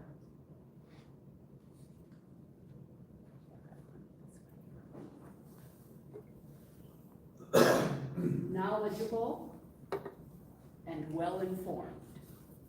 We're going to show you examples of this. Acting prudently, typically and really kind of self-motivated. These, when you're doing complex properties or when you're doing diminution in value, these are your friends, and you're going to refer to them over and over again when you write these reports. So, here's an example.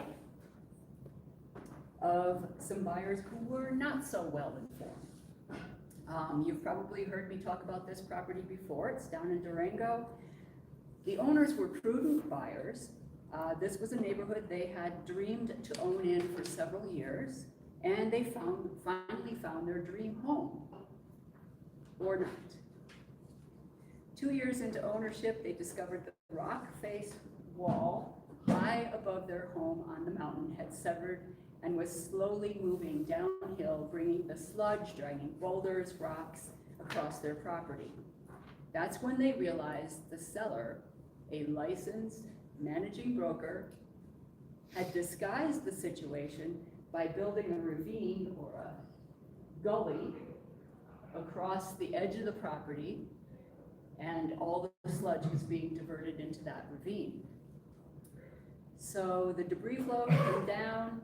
The issue came to light after 2 or 3 years when the ravine filled up. The debris overflowed the ravine, crossed the county road, and flooded neighboring properties, closing the county road as well.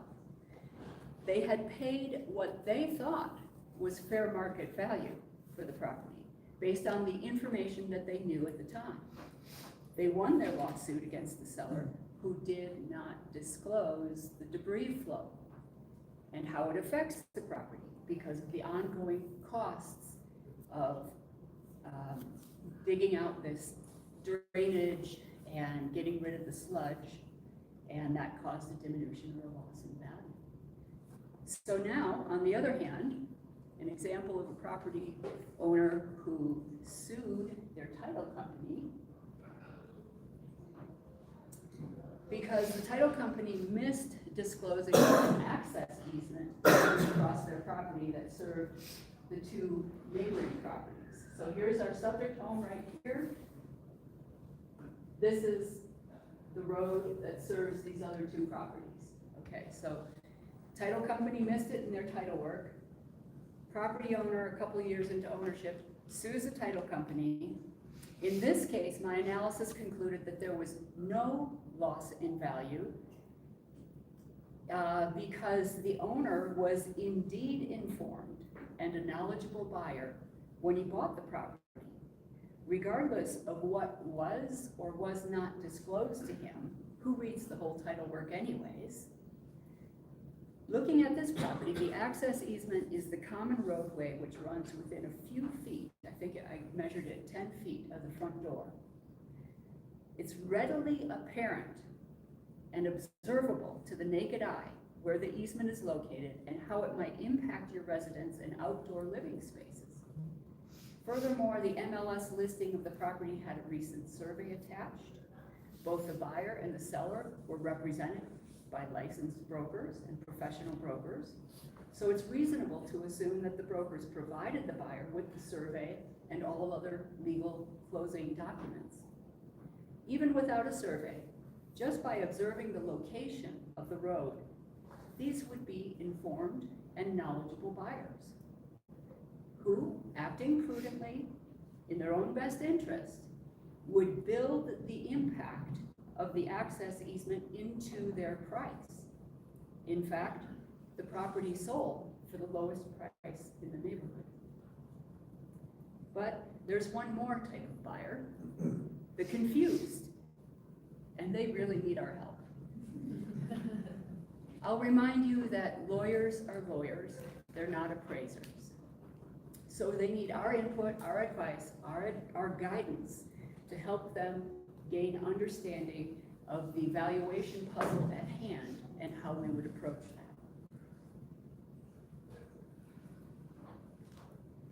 that. Okay, let's introduce some core skills when you're doing complex property appraising.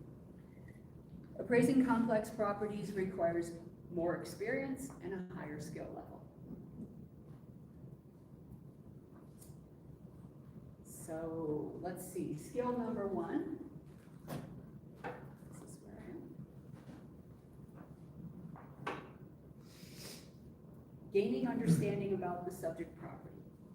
You want to ask the background questions, as Brent had mentioned, when you're talking to your attorney, when you're talking to your client or your property owners, and at the time of inspection. ask those background questions of your client and the property owners.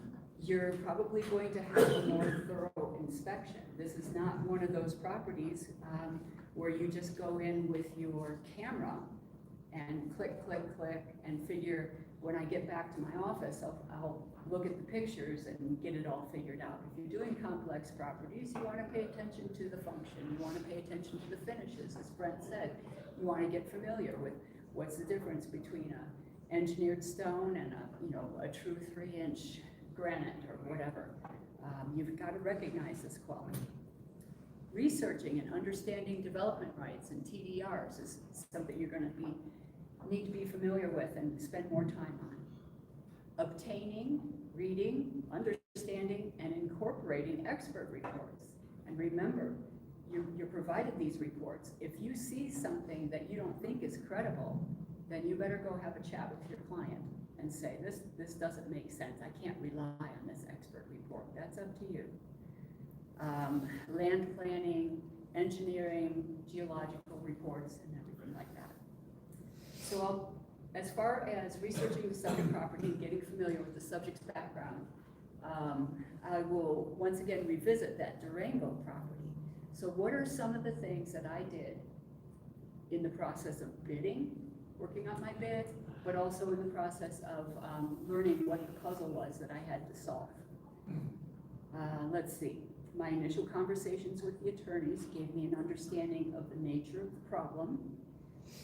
The property owners gave us more details and an extensive inspection, pointing out all the areas of concern on the property when we were there. We took extensive pictures. I spoke to their realtor and an appraiser in the area who actually referred the job to us and who we affiliated with to gain competency in the area. I spoke to the director of the Road and Bridge Department for the county. My online research took me to the building department, community development, other, of course, the assessors.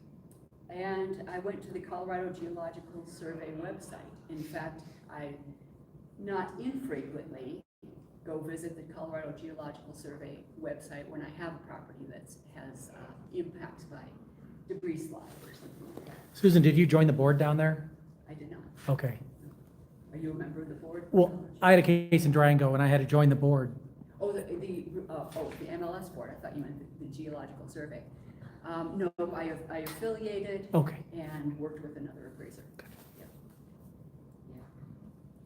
So my expert reports that were provided to me included engineering, geological, regarding the debris slide, engineering and contractor reports regarding maintenance and debris removal of the diversion gulch, actual past costs of this maintenance and future estimates for the maintenance, any legal filings, owner communications that were pertinent to my case.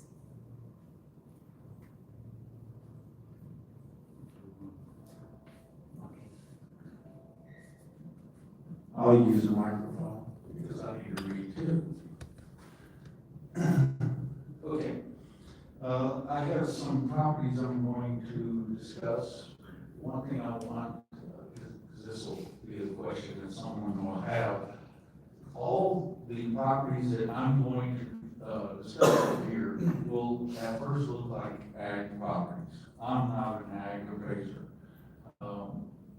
But the factors of these properties make them not ag for what they're being used for. So, because I called Colorado State Extension Service, talked to a young lady from Rifle, who in particular she knew about this property and gave me the history of it. And I used her as a resource. And it's one thing you need to do is use anybody you can for a resource that you need, just to get information on the property. This property is a very good example of you need to understand your property. This is in basalt. Now this property has everything in yellow is what I'm gonna be talking about. Ignore this one down here, we couldn't figure out how to get rid of that color. It's all covered in the same conservation easement with different owners. Okay, now all that yellow, plus the stuff that's highlighted in blue, was my assignment to appraise. And I've done versions of this property over the years. I think there's like 13 parcels that have been cobbled together, some of them adjoining, some of them not. And they were selling this. So I had to appraise this. Here's the first complicating issue. Everything in yellow is under a conservation easement. Not only is it under a conservation easement, it's completely sterilized. So you can't have anything on it. All you can have is a livestock fence around the perimeter, around the perimeter of each parcel, but you can't have any structures on them. There's 2 or 3 structures on them existing, they're loafing sheds, and when those things deteriorate, they have to be taken out. They have no structures on them. Okay, let's see, and here's the things that you'll run into with complex properties. The property in blue, which is blown up here, actually has a historic house, an employee's deed restricted unit here, a historic shack here, a World War II Quonset up there. And this is in Pickton County. If anybody knows anything about Pickton County, their land use is a bit strict, a bit bizarre. So the things I had to address in this property were, it was an assemblage, turned out to not be a factor, but you still have to address it in your report. Also, historic, what effect did that have on it? The deed restriction, the conservation easement, and the sterilization. Now, the common theme through these 3 parcels is, these 3 examples I'm going to give you are conservation easements. Anybody here do conservation easements? You're a better man than me. I don't want anything to do with them. But I do a lot of properties that have conservation easements on them. And in fact, we can talk offline because I have a question for you. One of the things that I discovered, this was the first time I'd ever done a completely sterilized parcel. And I have never yet found an acreage sale of a completely sterilized parcel that's sold separate from the surrounding parcels at all, ever. For this report, I searched 18 counties, talked to 30 land trusts, 30 or so, 30, 35, and I got a ton of examples. They said, here's a sale, here's a sale. It turns out, no, they were conserved parcels that still had building envelopes on them. This has nothing. And as a matter of fact, you can't put a livestock fence higher than 5 feet in Pickton County because it's got to be for wildlife. You can't have it too close on the wires because the wildlife got to get through it. So, okay. A lot of things that I had to do is I interviewed the property manager, 2 realtors, the county building department, planning and zoning. I think I accumulated a couple of 1,000 pages of data about the salt market, which is unique. Also, the other item here, these are actually, this is 4 parcels. And this is the county line. So now you have to deal with Eagle County and Pickton County. And they can be diametrically opposed, and they were on this property. The good news is, with the historic part of these buildings in Pickett County, it's really not a big deal. I had no idea. I thought I would have a ton of restrictions. They don't care as long as it's historic looking from the front. What you can see from the front, you can do to the rear of it whatever you want to. And in fact, the owners had they have plans drawn up to expand the house out this way, because it can't be seen from the street. And that got approved. And that was actually a selling point of the property, believe it or not. Okay, conservation easement documents, read them, read them, read them, read them. You will find odd little tidbits in them. Things like diversion ditches, fences, where you can put a building, where you can't put a building, what year you can put a building. There's all kinds of stuff in conservation easements. Again, I'm glad you do it, not me. Okay. This is the first time I've run into this. It was a conserved parcel, and hidden was one sentence that changed everything. I thought I had about a month's worth of appraisal in front of me. I didn't. It said, these sterilized parcels will convey with this parcel, period. So no matter what you did with this property, it essentially became a single-family home, restricted ADU, historic buildings, and 120 acres. It had one highest and best use. That was it. That was it. I almost celebrated with a glass of wine after that. And one of the things that you have to really pay attention to is,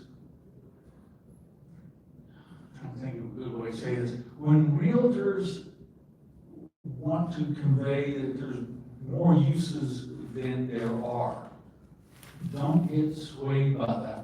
What's in a listing, if you can't verify what's in a listing, don't use it. Don't go with it. Because there's a lot misleading in this property. Okay, next one.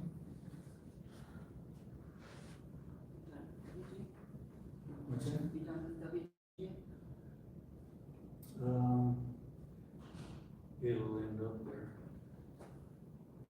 Okay. These items here, especially the first two items, you really need to pay attention to. If you don't know statistics, learn statistics.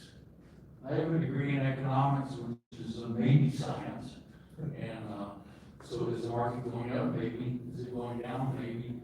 That's my economics. But you need to learn statistics, and that was probably my weakest part, and I've had to learn statistics. Whenever you have properties like the one that I just showed you, you have to figure out who's the buyer and or who's the investor. Now, the last one I showed you, I did as a purchase. However, when you do those for an estate, you have to use the test of reasonableness to figure out, does your value make sense? And in your market, everything you do, in my opinion, needs to be common sense. If it doesn't match up, you've done something wrong. Okay. National and local influences, I don't see near as much with mine as Susan does, because she does a lot of a lot of owners, international owners of the property have been asked for. But it does have an influence. If you have a client that's suddenly in a war zone, you may have an issue. Now, going outside your market area. Now, in this, I'm talking about comps. So if you have, like the example I just gave you with salt, I had to look for comps in the neighboring MLS market areas. I stayed away from the resorts because it's not a resort. And it should be common sense. Not always. All right, next slide.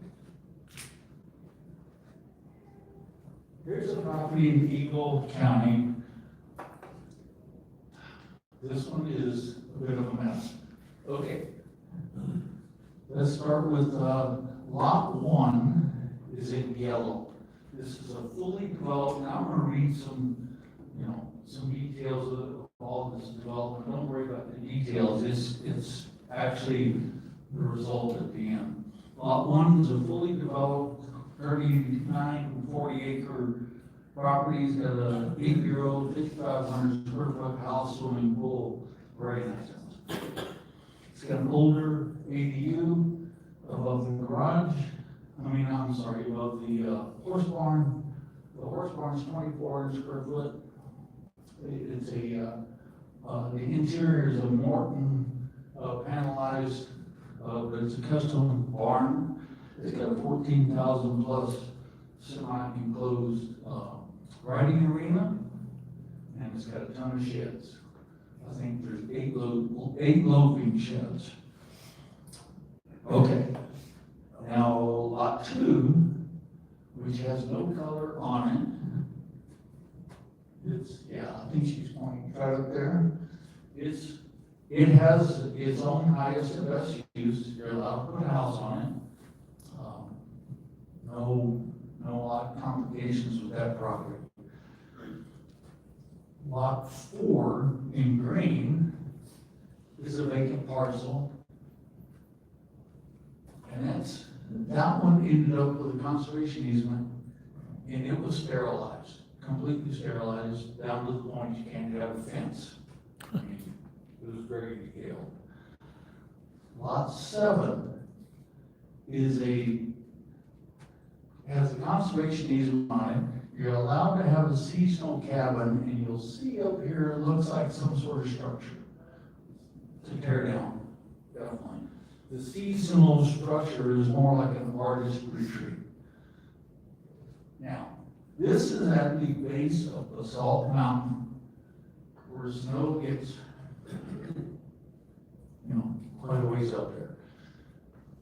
The issue with that is access. We'll get to that here very shortly. Now, according to the terms of the conservation easement, by the way, this was for the state, one owner. Unfortunately, she passed away. That's how I got involved with this. Lots 1, 2, and 4. So that's yellow, green, and the uncolored lot can be combined. At first, I couldn't understand why you do that, and then it dawned on me. You also can put a house, regardless of what you do, you can still put a house on that lot. If you wanted to combine it so you had bigger lots, what you could do is put this part with this lot, this part with this lot, which is probably where it normally would have been, should have been. How I ended up there, I have no idea. A couple of factors that they played into this appraisal. This is a reservoir. It's a private reservoir. The owners cannot touch the water. It's the reason why the property lines are set off, because it's a public water, or it's a private water, potable water source. They sell it. So they can't touch it. They can look at it. It's beautiful. mountain down here across the water. It's just, it's stunning, it's beautiful.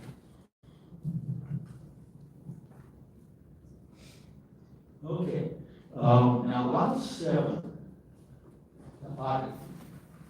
this is 160 acres.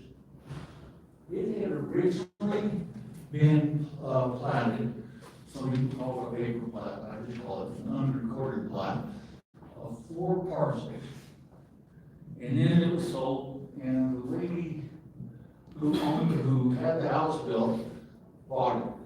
And then she put a conservation easement on it with just a seasonal cabin. The reason why the seasonal cabin, I thought that was kind of a little odd, trying to tell somebody how they could use their property. The seasonal cabin is because the road, it goes around the very top, the Forest Service Road. There's no way in the winter. They actually blocked the gate right about at the edge of the picture there. They locked the gate, and it's locked 6 months out of the year. So you can't get there. This is it, all this property is in an HOA up to here.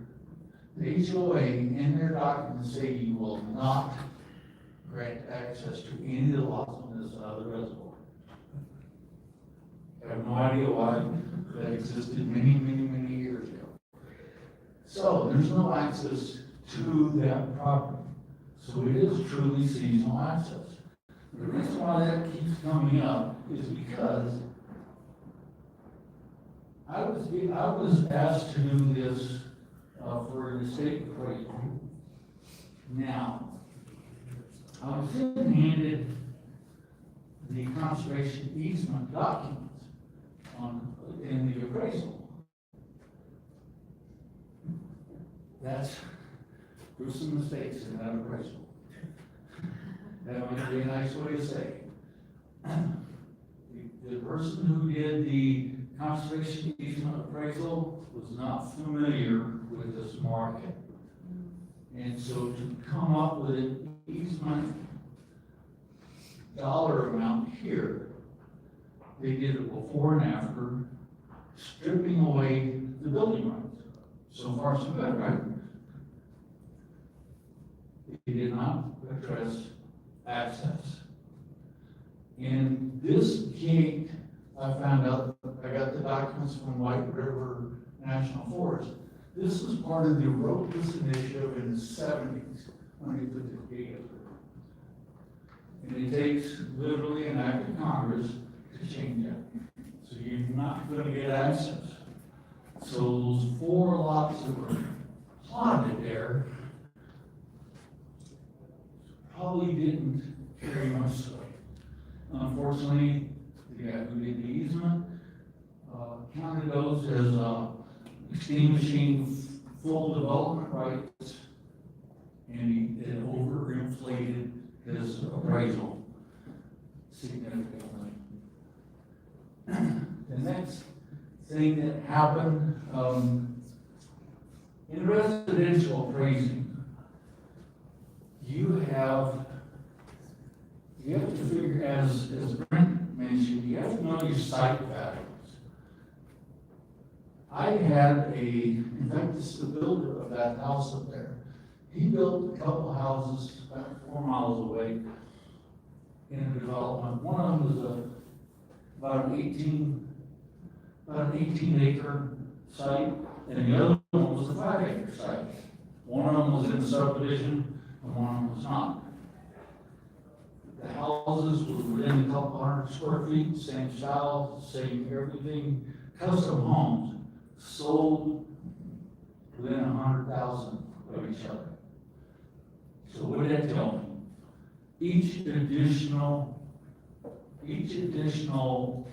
acre of land assigned to those houses will only worth about $3,500 each. And in the conservation easement, this parcel was appraised at over $150,000 an acre. And that was one of the comps that they used. Was small parcel, and not the big parcel that the same builder had built the house on.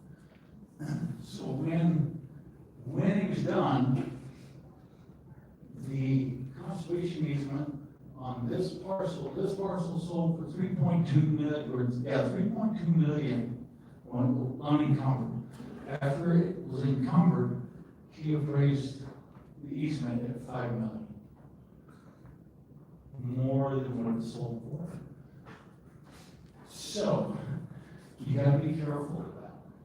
Because what that did was that inflated the entire thing, which is the reason why I guess I was called in, because the executor couldn't figure out all these values. This was appraised, the whole thing was appraised at $30 million. Well, There's never been a sale with a single family home in 1,000 square feet of Missouri Heights over 9.2. I mean, it is what it is. This parcel here, so what I ended up with was, I had to come up with a value for this. I put this with this because that's what the conservation easement said you could do, because I had comps for 80-acre plot. And then I came up with a value for seasonal use here. And so far, as I know, seems to be okay. I think it's still, the IRS is still messing with it because there's an issue with the conservation easements to this day. And the point I want to make is not to bash an appraiser, because I'm an appraiser. We all make mistakes. I make some typos, I have no idea where they came from. But when you take things down to its lowest common denominator, that's not always the best thing.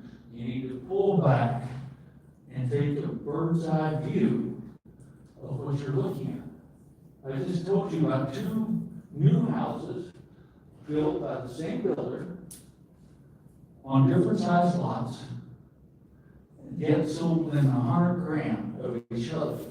So in residential, people don't always look at their lot. We have the 3rd largest lot in our subdivision. We didn't spend 3 minutes looking at that lot when we bought the house. We looked at the house. He looked at the garage. I looked at the garage. I have a garage with a house attached. Awesome, 7-car, it's amazing. But my point is a test of reasonableness. What makes sense? Because ultimately, what this came down to, the key element was a single-family house with a large lot. What do you go for? What do you go for? It's an 8-year-old house. I mean, it's a nice house. It's a very nice house. 9.2 million, not 30. With enough usable land to get 30 million out of that. That's my point of that. All right.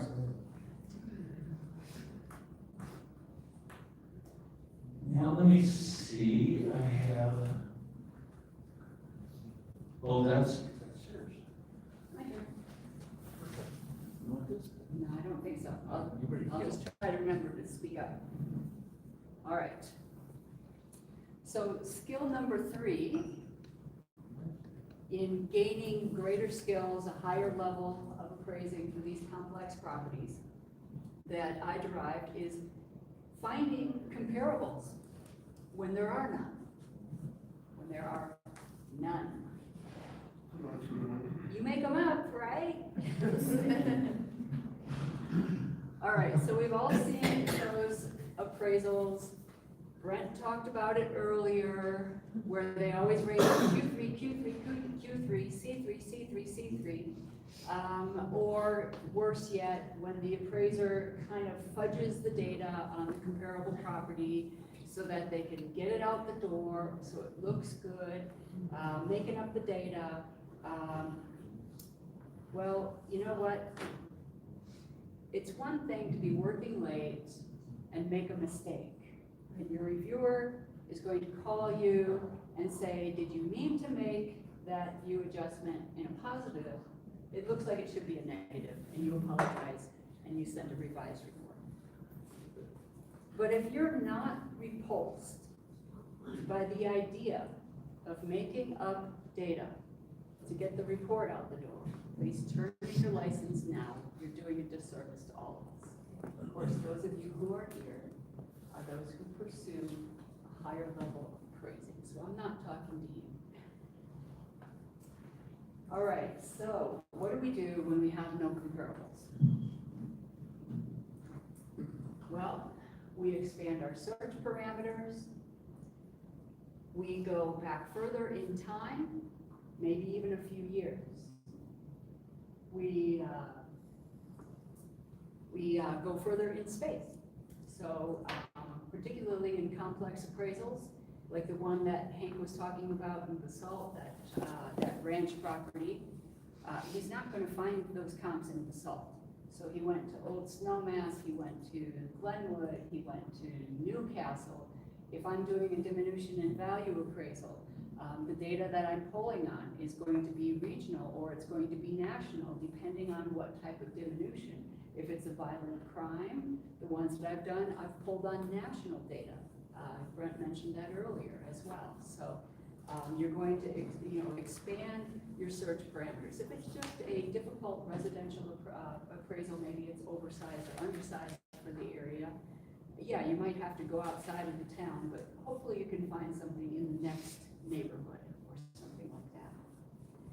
Expand your parameters in price. Have you ever had to use a comp that required 70+% adjustments? Mm-hmm. Expand your parameters in style. I know down here, I always have to giggle when you guys start talking about residential appraising down here, and you talk about only using ranchers to ranchers. We don't do that in the mountains. We throw everything in. When appraising unique and complex properties, throw in the apples, the oranges, the bananas, and the kumquats, and see what kind of fruit salad turns up. Adjustments. It's what we do. Don't be afraid of them. Start by making all the adjustments that your market is indicating. And then you go back and maybe bracket, although I won't take out any adjustments when I'm bracketing until I'm completely done analyzing the comp. By bracketing, you'll bring down your gross and your net adjustment factors, which makes your lender clients happy. Your trier of fact and the attorneys couldn't give a rip about your adjustment percentages unless they've been educated to watch out for those. But keep notes of what you're doing when you're making your adjustments. I have a cheat sheet at my side when I'm writing every appraisal I do is complex. I have a cheat sheet at my side. So when I was trained, or back in the days when I worked in Breckenridge, we used to make a view adjustment across the board. Maybe it was 5% or 10%. Your quality adjustment across the board, maybe it's $10 a square foot or $25 a square foot way back when. No, that's not the case. If you're doing an exclusive property up in Aspen and it's got 10,000 square feet but was built maybe 30 years ago, so it's dated. But your only data is maybe newer homes, so you've got to make a quality adjustment. For some of your comps, it might be 50 a square foot. For some of your comps, it might be 100 a square foot. What I'm saying is keep notes, keep track of what you're doing, because as you then apply a sensitivity analysis, so you sit back, you adjust everything,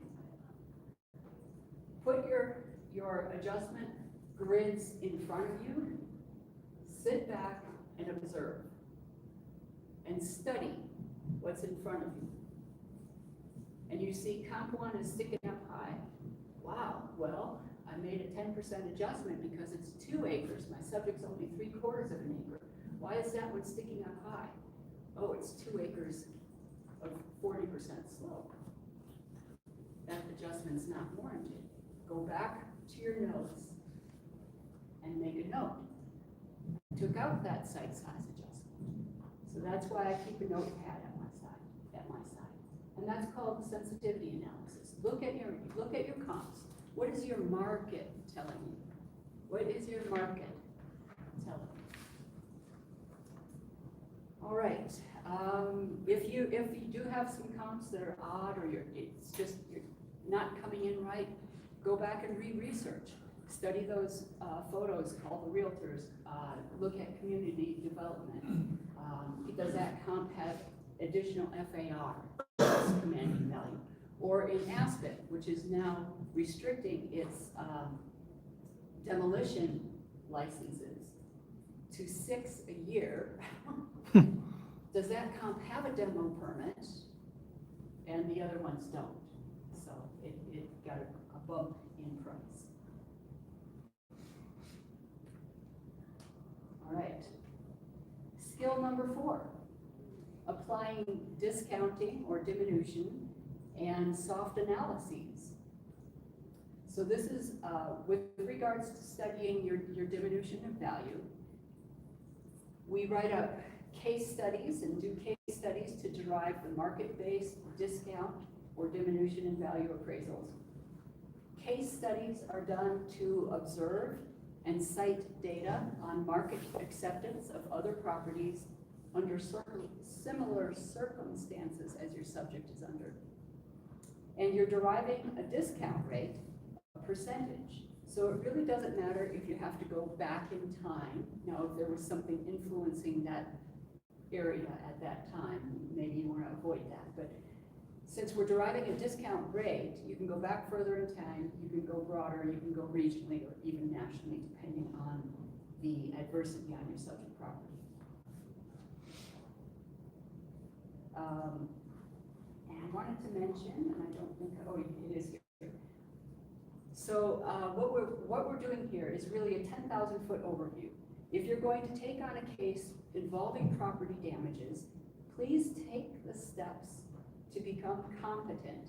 And I recommend you buy Randy Bell's book, Real Estate Damages. When I'm doing a DIV case, this book sits at my side the whole time, and I'm flipping through the pages. The Education Committee has talked about bringing Mr. Bell back for an educational event, a seminar here in Colorado. If he comes back, don't miss it. Okay, let's see.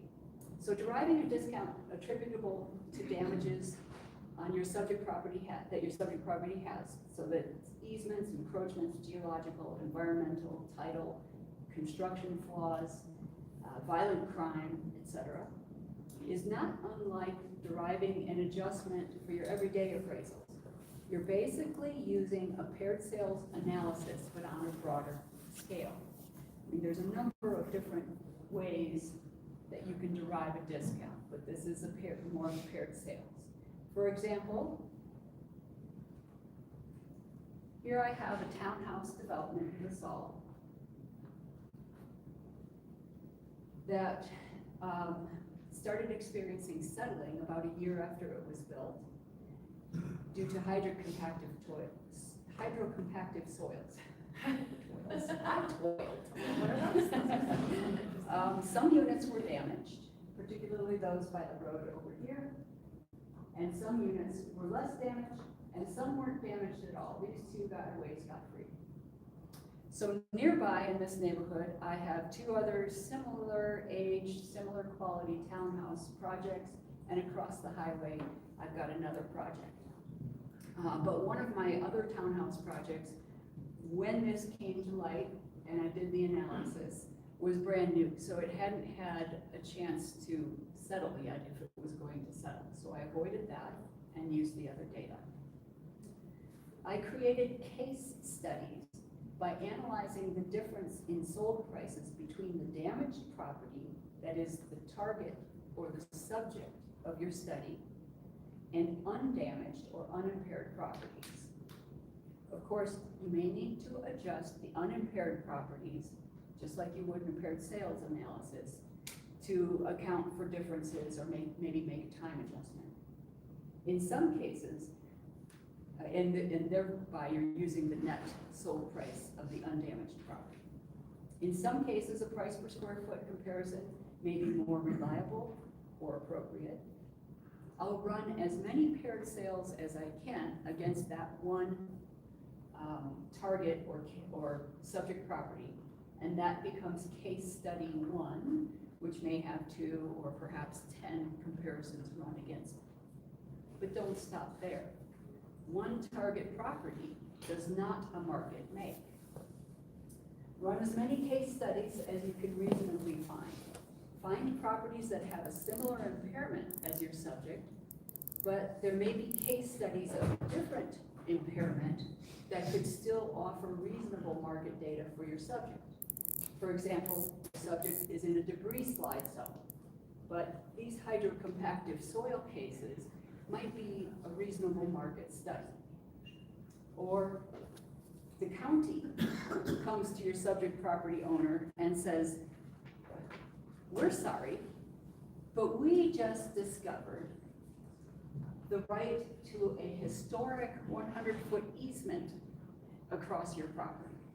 Well, maybe you can run case studies of a property that's along a highway compared to other properties that are not on such a high traffic road and derive a diminution.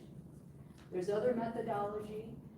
I've done market surveys before, and but this is one, using case studies is one example that you can use math to derive your adjustment.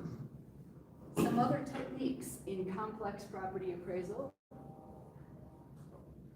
are soft or supporting analyses, such as a price per square foot analysis. I use that in just about all my reports.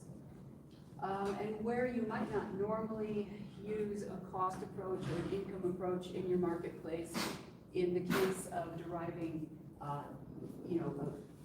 further support for your complex property, maybe the income approach or the cost approach does need to be put in, and like Brett was saying, a land value can always be helpful to giving you a basis.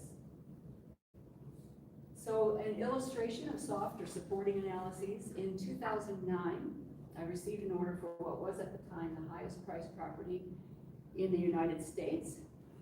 You can ask any price you want.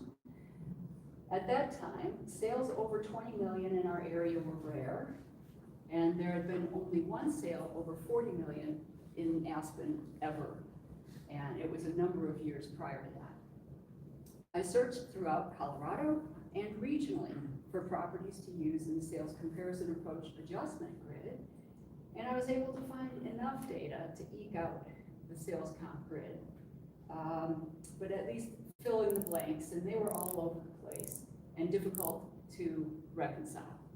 So what I did was at that time, went nationwide, and I started a database of $20 million plus sales.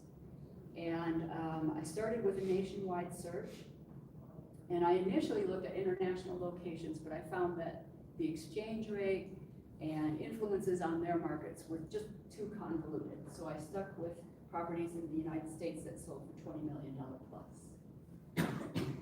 In fact, over the next year or so, I had enough sales to narrow my search to just those locations that a buyer in the Aspen market would also consider as an alternative to Aspen, or at least a market that attracts the same buyer that Aspen attracts. So that would be Malibu, Beverly Hills, Carmel, the Bay Area, Silicon Valley, Incline Village, and on the East Coast, we've got Miami, Palm Beach, and the Hamptons. Wyoming's not a non-disclosure state, as is Utah, if I understand correctly. So I was never able to gather data on their ski areas there, and besides, they're much lower priced than Aspen, so it wasn't helpful. Manhattan has similar pricing, but it's such a different market, even though maybe the same buyers, that was too convoluted as well.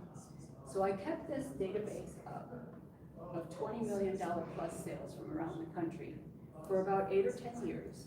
And I used it to run various price per square foot analyses. So I might just do, you know, if I'm skiing, maybe I just did the beachfront properties for the last 10 years or for the last 3 years. Or I just did homes that were 15,000 square feet and larger over the last 5 years. And I ran various price per square foot analyses and included those in my report. Again, just a supporting analysis to my sales comparison approach. Let's see, so now in the last few years, Aspen has had more consistent data over in sales, over 20 million and over 30 million. So I haven't kept up the database, but if I get called on to appraise that $300 million listing again, I might have to bring that database up to date. And again, remember, you can ask any price you want. These prices, and you had one earlier that you commented on the price, that's purposeful. That's so they get in the Wall Street Journal and they grab the attention around the nation. They know they're not going to sell the property at the property I appraised before was listed at 110 million, which was phenomenal for Aspen back then. Well, it eventually sold in combination with the house next door for, I think it was 52 million. So, you know, they ask these prices. It's just an attention grab. But that $300 million property, there are collectors. And if you ever get called on to appraise a collector of art or artifacts, just give yourself an extra 30 minutes in your inspection. So last Saturday, Tessa and I went up to the backside of Aspen Mountain. I've got a client who is buying his third property, and he's going to restore the cabins, try to gain additional permits to build some more 1,000 square foot cabins.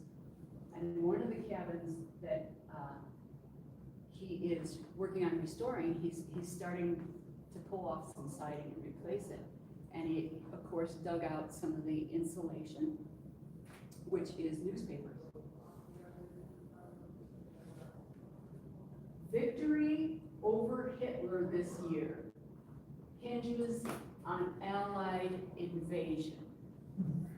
This is the type of stuff we love doing this for.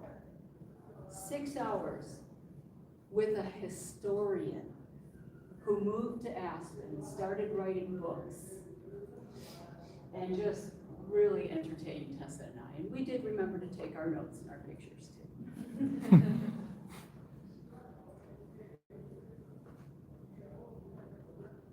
All right, so remember, how does the typical investor or buyer look at your property or situation? Don't get blinded by the way you've always done things, stuck in the methodology you use in your everyday practice. Keep your market in mind. What would the investor want to be compensated for? Is there something about this property or circumstances that would cause them to discount the price to make this investment worth their while?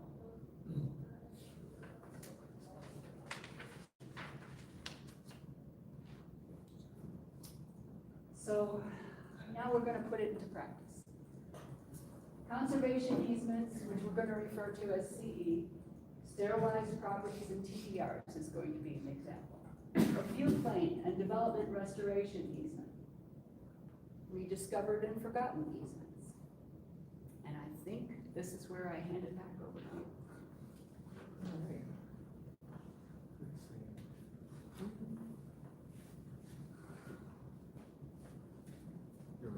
There we go. I get the L again. Okay, does everybody here know what a TDR is? You may not know. Okay. This was a unique property I did, and can't disclose the names of it, because I think it's still in litigation. Here we have a house, all the way up here in the corner. There's a house, there's a couple barns, There's an ADU attached to the house, nothing to get too excited about. This one in green is tillable land. This was all part of a ranch. It originally went through here and then went all the way up to the next road and over about half a mile. So it was a big working ranch at one time. It's not a working ranch now, even though they pretend to because they get tax credits for being a ranch. This is over 500 acres, and it looks pretty rugged, and it is. That's about as rugged a territory as you'll see. What they did, and this is how people harvest money out of the government. Okay. In Pickens County, you get a TDR for every development right in that zoning. So if it's a house allowed every 2 acres, you get a TDR for every 2 acres. If it's 35 acres, it's 1 TDR, et cetera, et cetera. Over this portion and into the green and to the house here and the lots all along here, we estimate somewhere around 18 TDRs. Then to develop this parcel, they had to pay a fee to still develop. And see where this is going. And it was done all the way up here. There's houses on every one of these lots. Even though they had some of the TDRs stripped off of it. So the TDRs were then stripped off the rest of the property, and the conservation easement was put on it. Now think about that. So you got paid to get rid of their building rights, and then you got paid to conserve the property from the building rights that they no longer had. So think about that. Those TDRs, we estimate, they probably netted somewhere around 9 million. Okay? Then they got the CDs. Oh, and then in Pickens County zoning, this is zoned remote. This is not. So the zoning is just this parcel. It's remote. You're not allowed to build there. They sold the TDRs off of it. And they got a conservation easement on something that's not buildable. The zoning doesn't even allow a road. So there's only one access right up on this tree line, and it can never be more than an ATV line. It can't be, I mean, you can take your pickup truck on it, but it's going to scratch your paint. And that leads into, I guess, my soapbox. Good?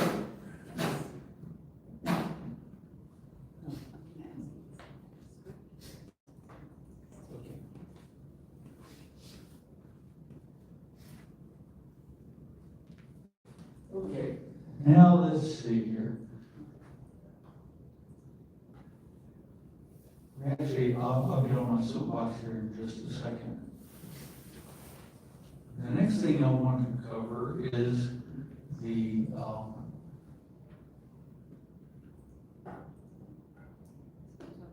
TDRs, stripping it, I did, and but conservations.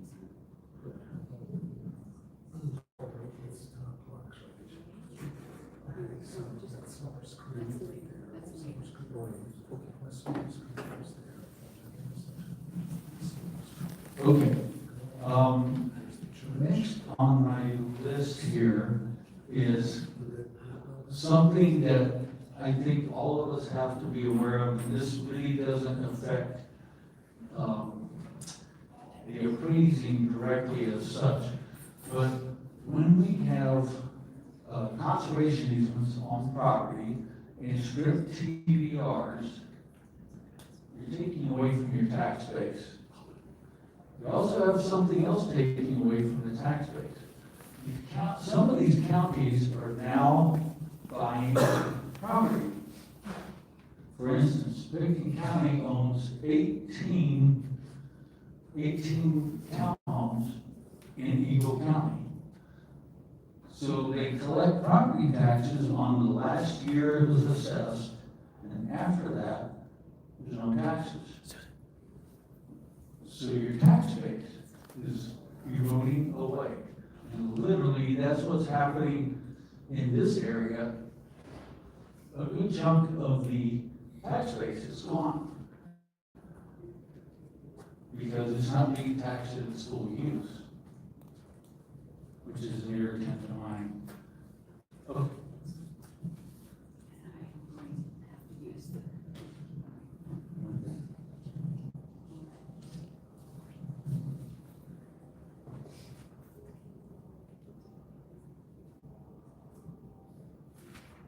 Okay, I'm going to talk about a reclaim and development restriction.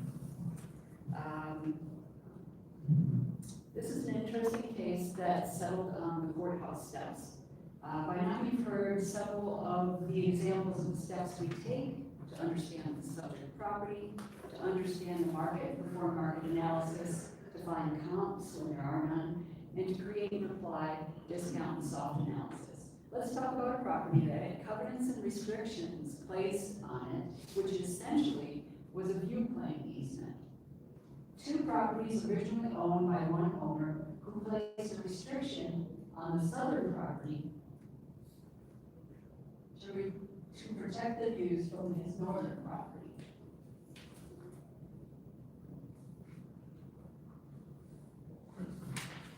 So the southern property is a large parcel for being this close to downtown. In fact, it's a beautiful diamond in the rough that has views of the ski area, views of the river, but that's down below, partially blocked by the trees.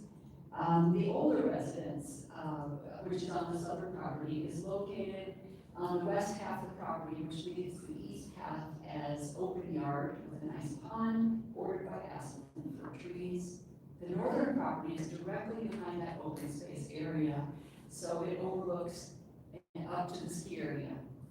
The owner who originally owned both properties placed that view restriction that runs with the land, so it's permanent, on where the southern property could be built on. And it's an older home, so it is a redevelopment property. And he also put, of course, a restriction on the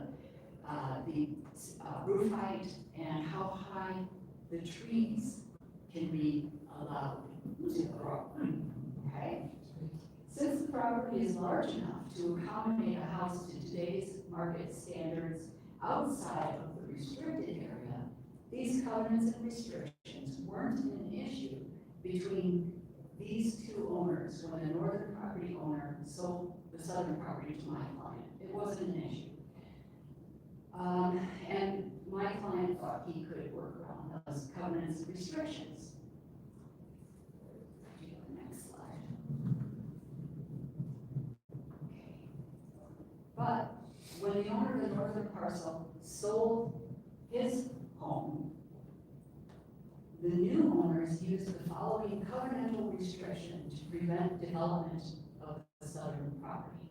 Quote, the owner of lot N shall have the right to review and approve all proposed architectural plans for building improvements to lot S from the standpoint of architecture and exterior building surface materials to ensure compatibility with the improvements currently located on lot N. It is agreed by the parties that the right of approval set forth in this paragraph shall not be unreasonably withheld or delayed. I guess the age-old question is, who decides what's reasonable? The court. The new owners of the northern lot did not approve of multiple plans and proposals that my client had presented to them. One thing that jumped out to me in this paragraph was the clause that says materials must be used that will be compatible with the northern lot. But the northern house is now outdated, and the market wants a modern style house. So right there, my client could be experiencing a deficit or a diminution because he's got to build a dated house. But really, what's the crux of the value issue in this circumstance? It's control.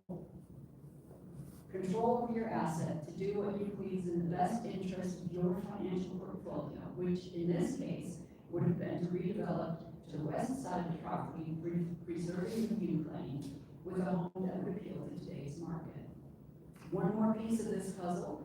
In the course of the escalating disagreement between the owners of the northern property filed a response accusing the subject owner of letting their trees grow too tall. So, and that the pond wasn't like that. The problem is the city of Aspen has restrictions on how much a tree can be topped on particular trees. And the other issue is that most of the trees, can you go back to my subject property?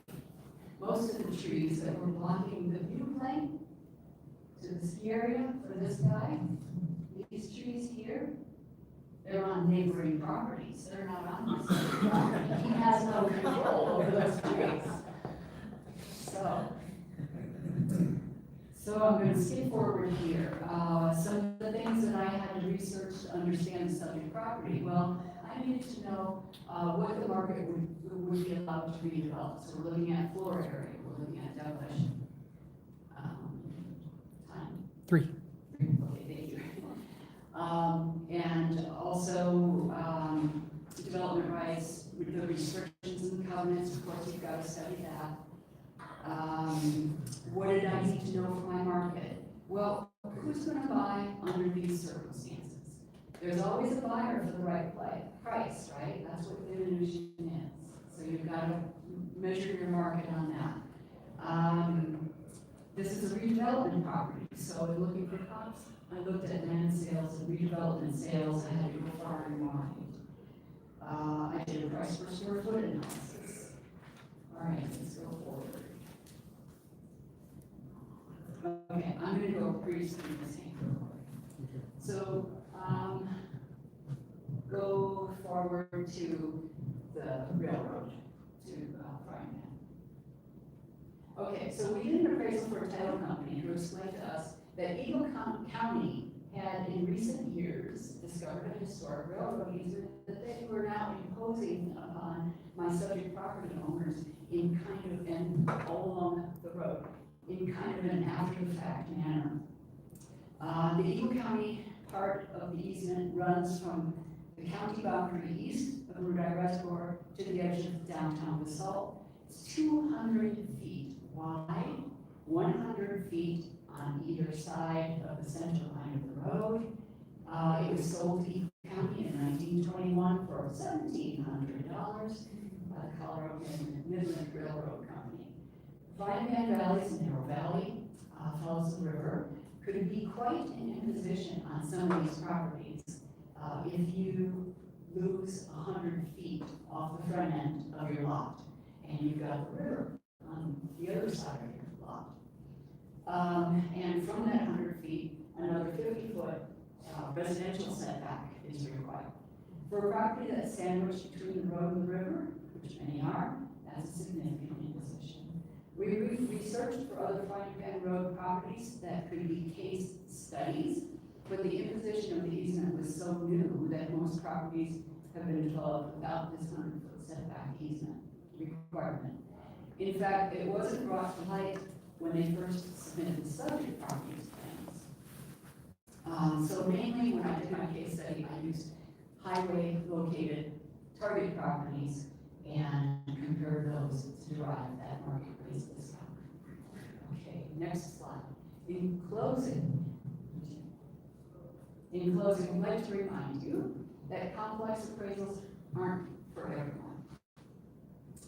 This is an extremely challenging specialty that can throw marbles onto your path if your primary source of business is deadline-oriented lender work. It's important to take the classes, meet the people who can help you become competent, and whenever you venture into a new area of appraising, be sure you're becoming competent. Complex appraisals require a higher level of skill, from bidding to communicating the analyses and submitting results. And next slide. And remember, throughout your whole analysis, to constantly be asking yourself, how would the typical informed investor acting in their own best interest look at and evaluate this property in this situation? But if challenging your mind and solving puzzles keeps your brain young, you'll have a 25-year-old brain when you're 95. Some of you might know my dad, Bill.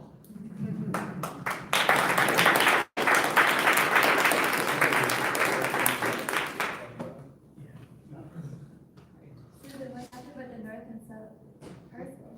What happened with what? But what happened with the? She wants the final- tea, Susan. Yeah. Parcel one. She wants to know. The easement, the road easement. On Frying No. I was asking about the north and south parcel, what happened with the? My clients, after they settled, he sold the property. And they settled with some agreements between them that kind of told the northern owners back to the farm. You're taking away. He'd been dealing with them for like 5 years. Yeah, And he had submitted 3 different plans. yeah. So they changed the easement and, they ended up selling without doing any changes to the parcel. They changed the covenant and not the parcel. Right. And the new owner. Yeah, yeah, but maybe that's. Yeah, small. I need you to sign this. Sorry, I thought I did. You initialed it. Oh, right. Yeah, yeah, yeah. I like how you it came down. Thank you, Ryan, for holding this. We don't want more speakers. Yeah. Sorry. It's not fun. Right, right. Well, and it was, and when Yeah, we have one more speaker. We started momentarily. I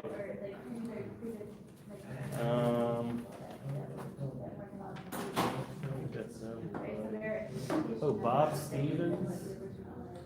Did he leave? Yeah, well, I tried. Yeah, people didn't sign it. Did you sign up? Signed up for it. I thought he was here earlier, but he definitely was here, but I think he left. He did, he was speaking behind me.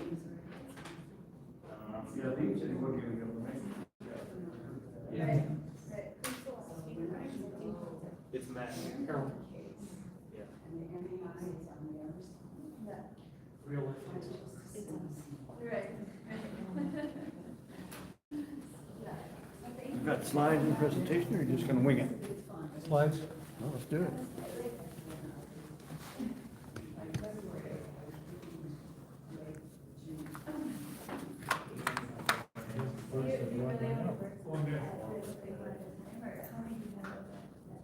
Did you send them already? Yeah, right. Hey, they're very great just to stay healthy. Thanks a lot, man. Oh, yeah. Thank you. Right now, I've got kind of 2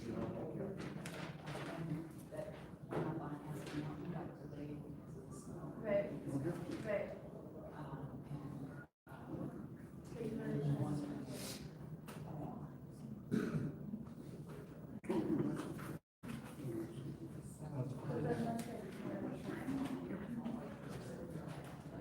Hey,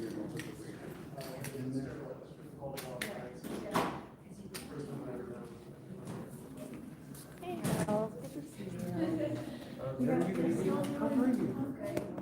We are still doing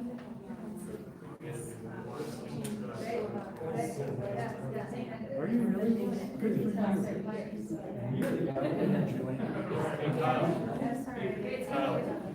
haven't said hi to you.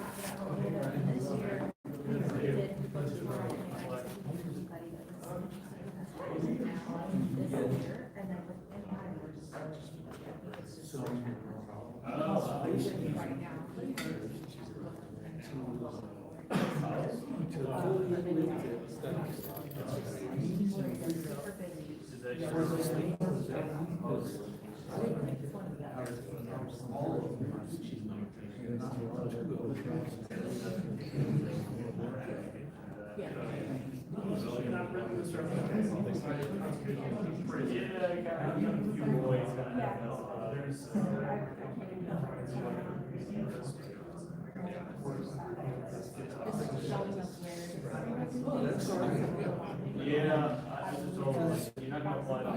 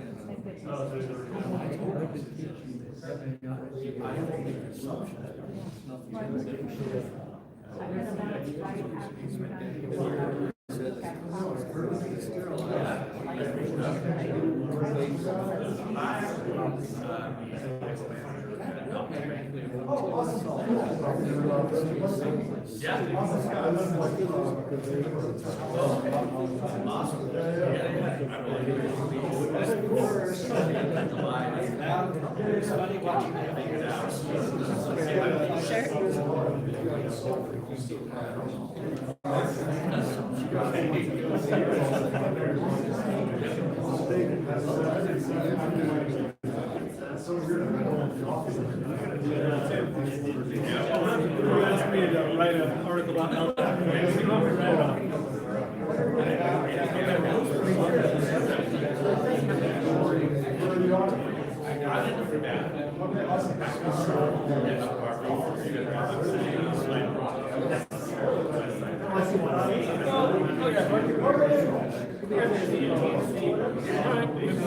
I'll get you something that's, acceptable.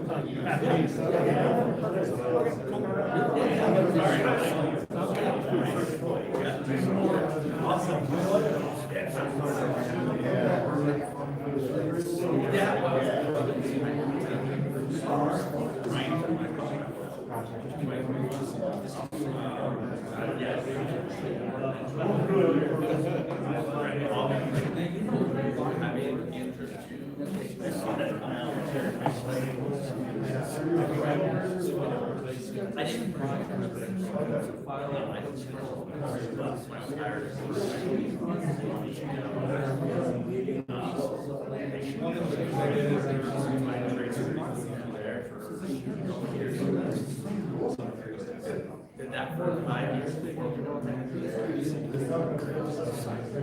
yeah, I looked at it, I'm like, I give it a shot. That was actually what you thought that was, and I looked at it, oh, well, you had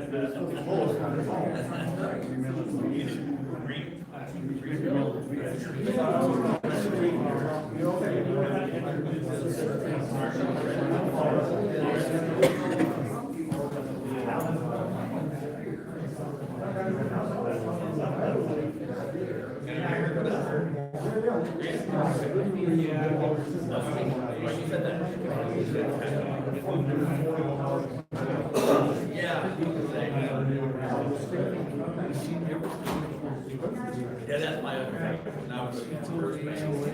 Great job. Thank you.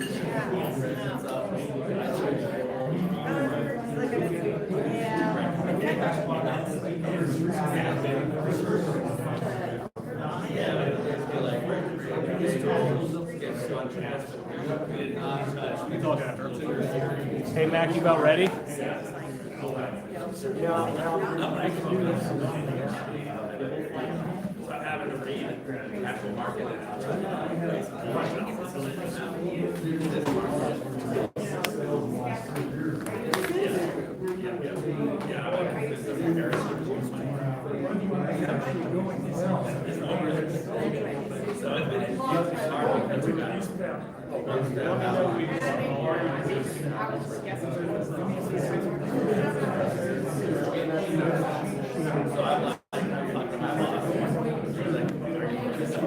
So,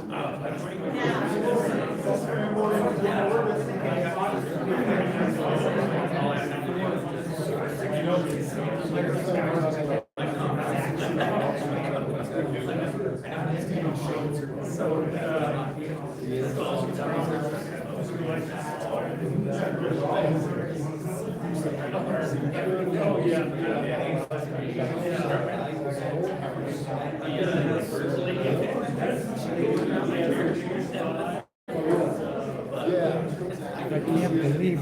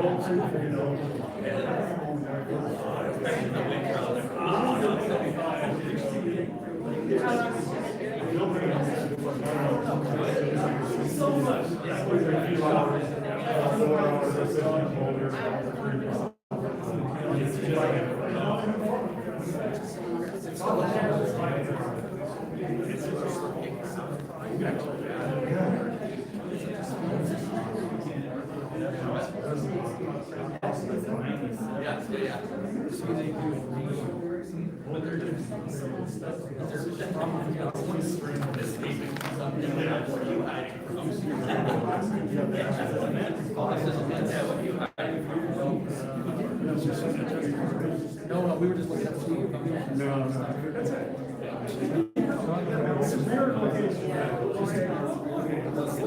Was it not on your drive here?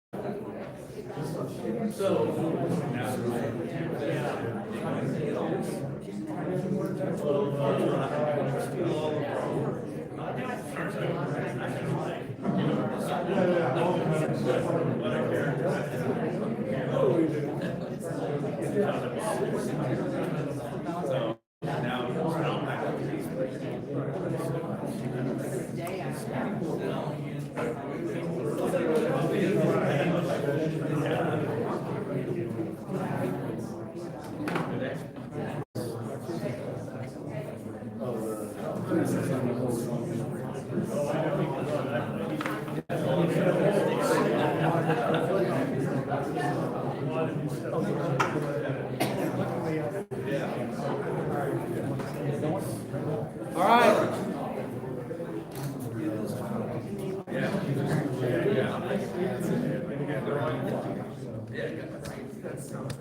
Just gonna wing it? You're just gonna wing it?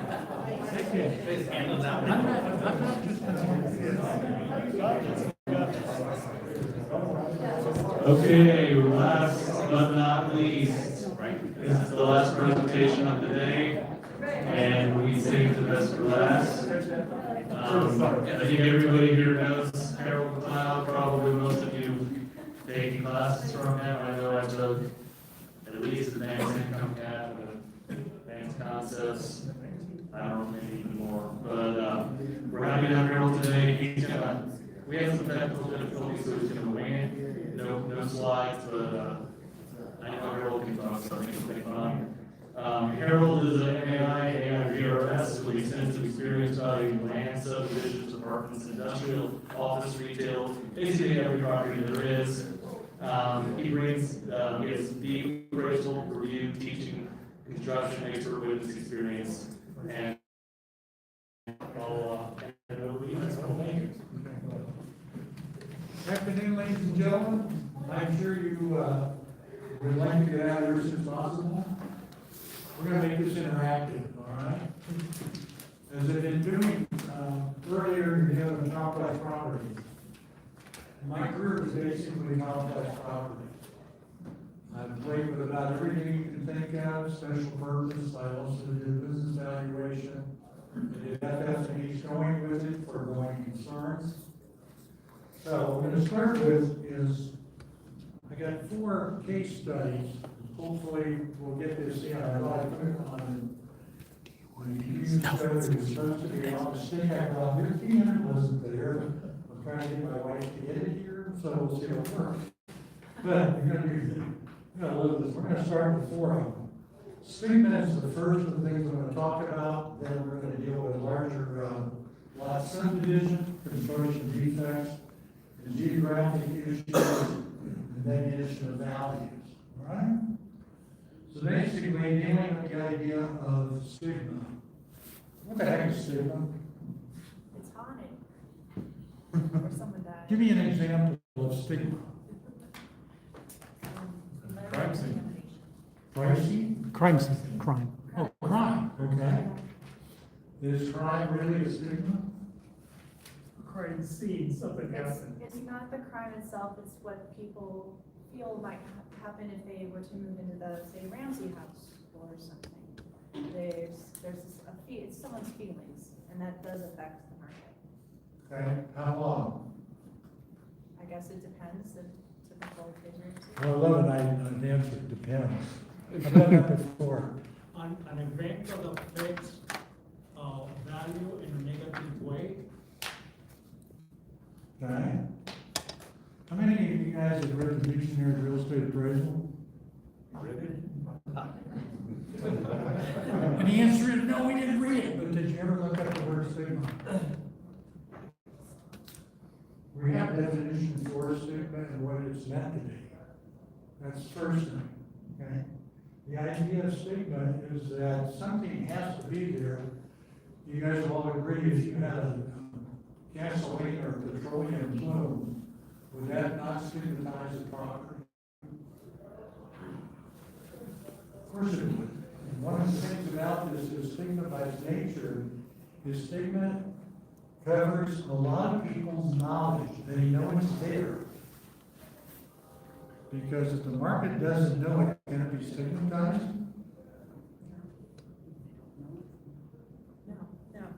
No. That cannot be stigmatized. And you also have to realize how long can it be stigmatized.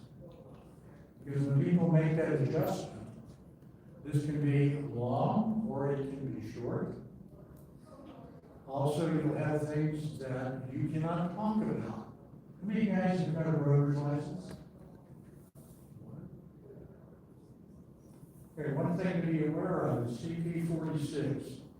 CP 46 is the commission's position on what is stigma. This is what the brokers have to deal with. And in stigma, there are things that they cannot talk about. For instance, a murder happening in a house cannot be discussed. It's that simple. If you have somebody like a communicable disease, HIV, that's one other item that cannot be discussed. When you're looking at this stuff, you have to realize that you can't stigmatize a lot of different things. I have dealt with, in the forum I'm going to present to you, each one of those is going to more than fully litigated. I have heard stigma is when you have to replace a roof. Seriously. Or you have to replace the siding on a house, that's stigma. According to one of the equations that I dealt with. All right, so that's one of the issues that comes up with. I had a letter of engagement on one of the properties I worked on that the opposing appraiser wrote up in the letter of engagement. So he could do the work, he had already come to the conclusion of what stigma was. Properties were stigmatized. How does that strike you? That is what I would refer to as a leak. Did he not tell you that he was already biased? Right up front? That's his letter transmittal, and then this was his engagement, this is what it was. Did he also not inspect the property? I bet too. No, he wouldn't, he's gonna start the project. All right? The stigma issue is being used in a class action lawsuit for residential property. Remember these properties. Now, these were new properties that were acquired, they had 3 years being brand new, being bought by these individuals, nobody had sold. And the problem that we're having is in the backyard, they were having issues with slope stability and drainage issues. And the argument was that this was a stigmatized situation for these properties. Did you find that? Why? Sorry? You said it was because they had drainage issues that they were stigmatized? Right. Were they haunted drainage issues? You know, it's a new world, and you have a lot of weird things come at you. All right? So a couple of things for you guys, if you came across this, when you're looking at these properties, they have, the way this was set up, you have a road, the road was higher than where the properties were, sloping down. You have the general contractor that had this done, so you know at one time the sloping was correct. You know that, and this is the one you're gonna really love, there was no backyard on there, it's just dirt. No landscaping. No landscaping whatsoever. You know why? What do you think that's gonna lead to? Erosion. Erosion is one thing, what else? Further damage to the. Damage is entirely possible depending on the amount of water flow that's going to come down, okay? The other thing you guys gotta remember is that if you're doing something like this, guess what you get to read? Soil reports? Start at the beginning. Did these people not sign a contract with part of the property? The terms and conditions of that transfer of ownership comes with some issues. They're going to have a period of time that they are going to have to be able to complain to the developer that there is a problem. Generally speaking, it's 1 year. All right, the other side to this is that you need to read the CC&Rs. Why would you do that? Simplest reason behind it is because the CC&Rs are going to tell you that you have to put in a backyard in a certain period of time. Guess what? They didn't. They have a 6-month time frame after they move in, unless it is in a winter time, which is a 1-year time frame, to put it in, and they did not do that, none of them. So now you have a problem that they also, in the contract of acquisition of new homes, have a period of time you can go ahead and ask the developer to a punch list problem that they have to fix with the new property transfer. Watch the CC&Rs, because that means there is an obligation of the property owners to do this. And if they don't and start changing, allowing this to just happen, exactly right, what you can see is they're changing about the graphical design to keep water away from the property. The other side to it is this is in Colorado Springs. If you're there, one of the other issues you have to worry about is clay soil. What happens when clay soil starts to get water? Boom. Expansion, does that mean you might be impacting the property itself and its construction, as far as the support structure being the basement and the foundation work? These things are important to think about when you're doing this. Here- Appraiser. Can I say one thing? Sure. So I worked on this case with Harold and just about the other appraiser, when he mentioned the scope of work and letter transmittal, the other appraiser in his report said his appraisal was so bad that he said that I did not inspect the property, then later said I did inspect the property, then said I didn't inspect the property, and then I knew he didn't inspect it because none of the photos were from him going to the property, and then in deposition he admitted he never did inspect the property. No. This is what we deal with.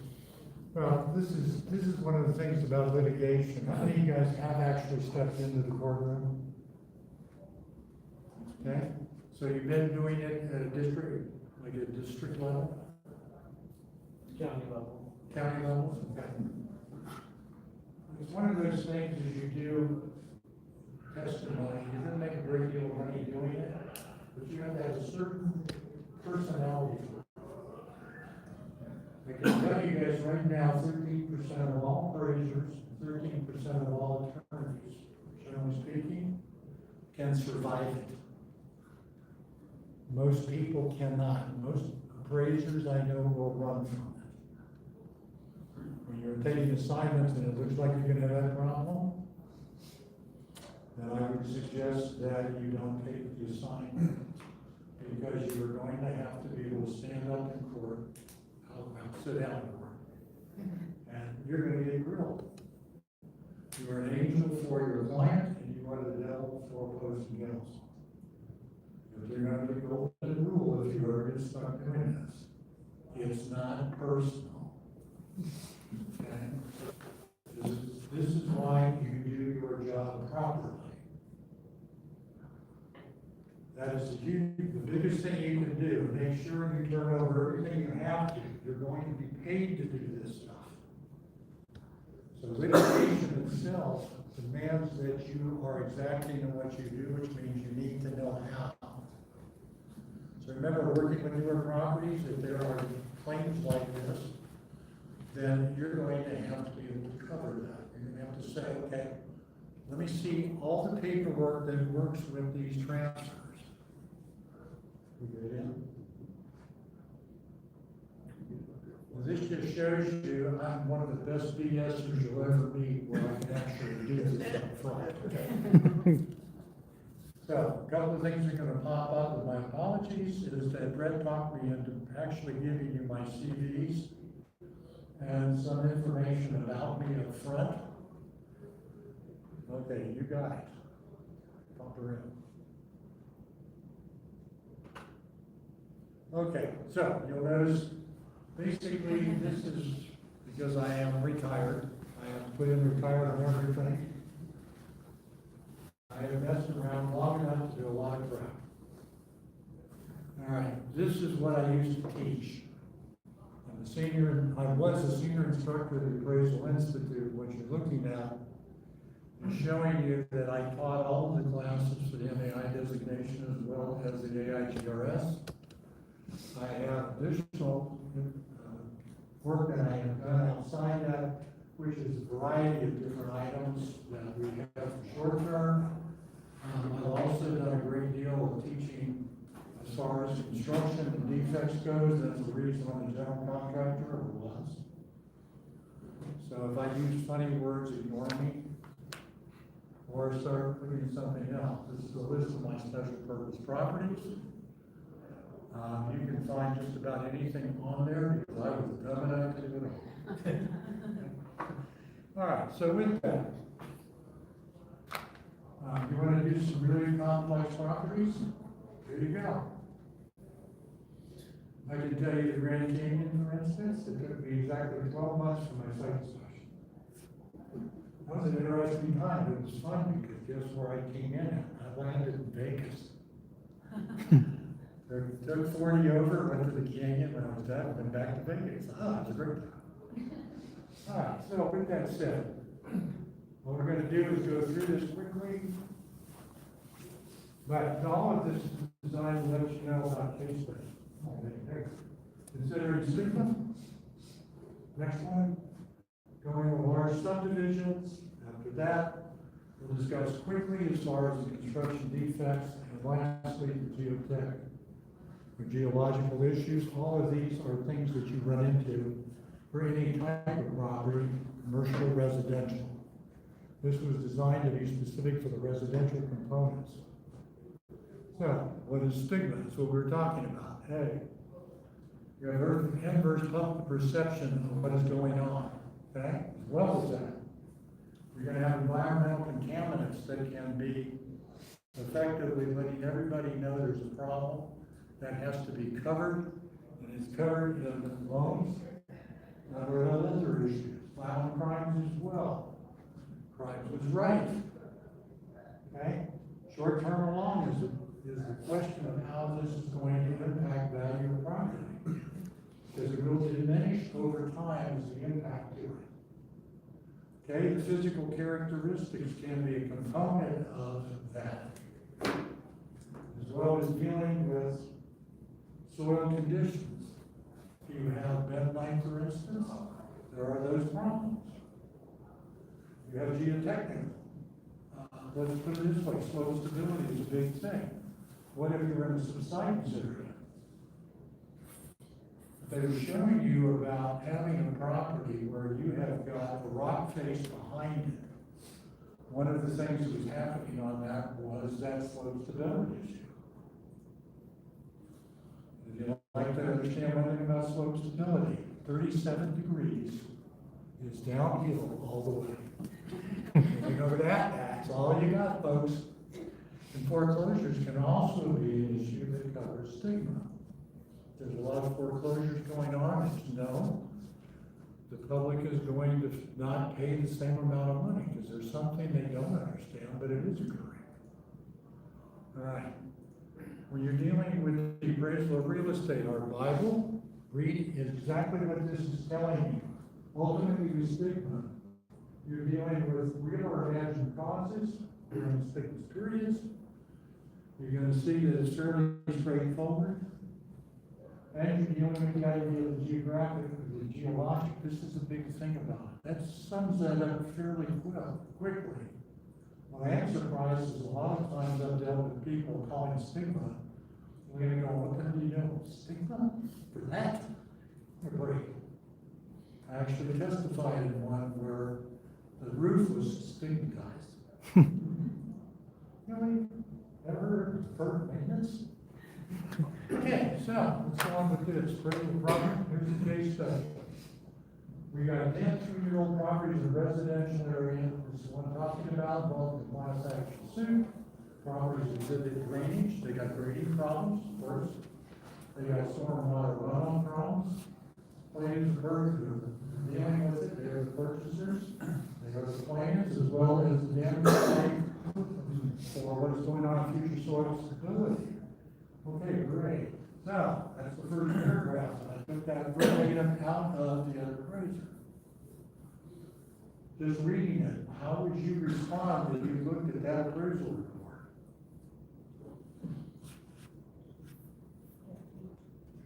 It's like you walked into it already having the answer. He did. Yeah, it was, sometimes it's a real bloodbath, but it's fun. The calculus. 10%. Yeah.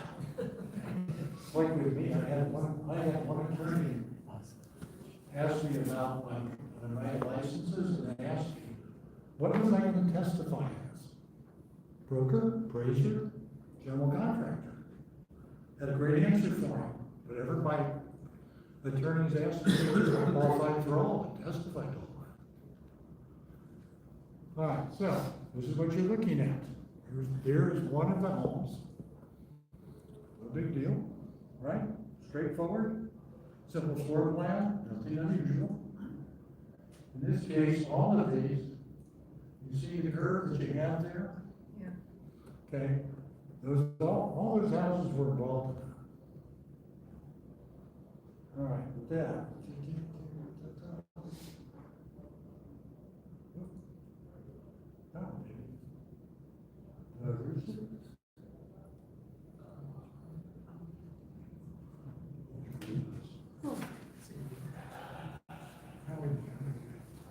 So, properties were acquired, we got that. So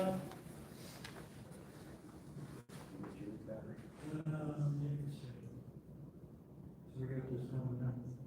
Good. Here we go. Yeah, I didn't need it. All right, so let's see where we are.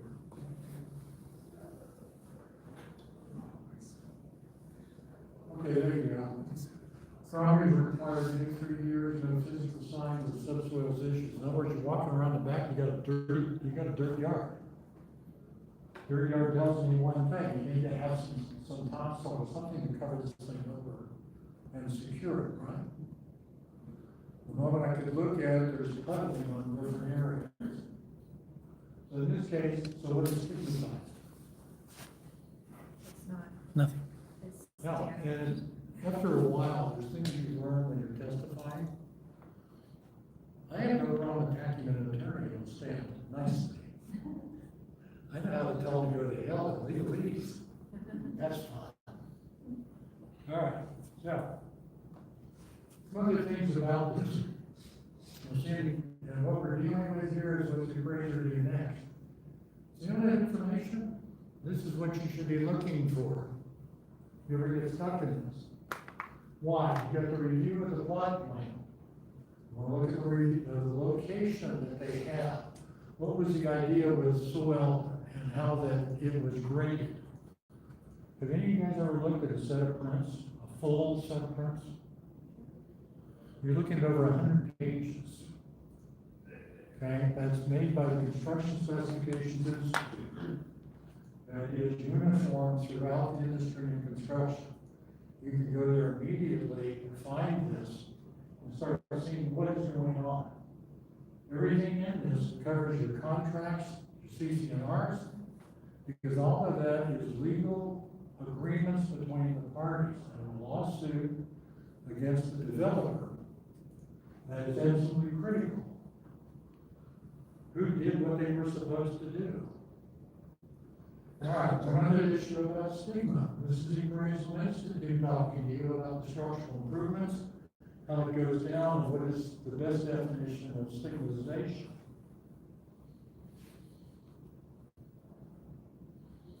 So you got that? CP 46. Okay, that is the commission's position. You are the real estate broker. You are required under those 16 rules, if you're dealing with just being a transition broker, or 21 if you are working for the individual as a buyer or seller. These things have to be covered. Now, the other thing is that stigma would have to be proven in some format for you to say anything. You cannot guess, you cannot listen to other people.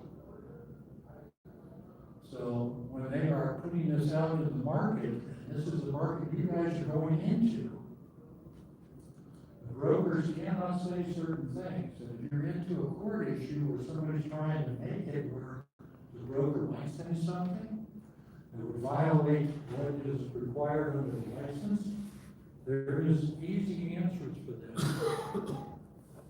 The answer is you don't do it. We're not supposed to hear about it. The public doesn't know about it because nobody's broadcasting it. That's another way of saying it can't be stigmatized.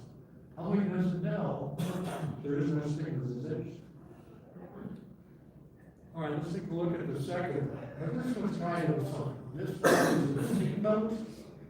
This was an issue of transfer of property. We had a broker being sued. And the idea is this is next to the airport. You're going to see this is what it's made of. All right? Large lot subdivision that anybody can do. It's only 5 lots. Zone agricultural. You notice site elevations are substantial. There's substyle. Yeah, the subsidy crap.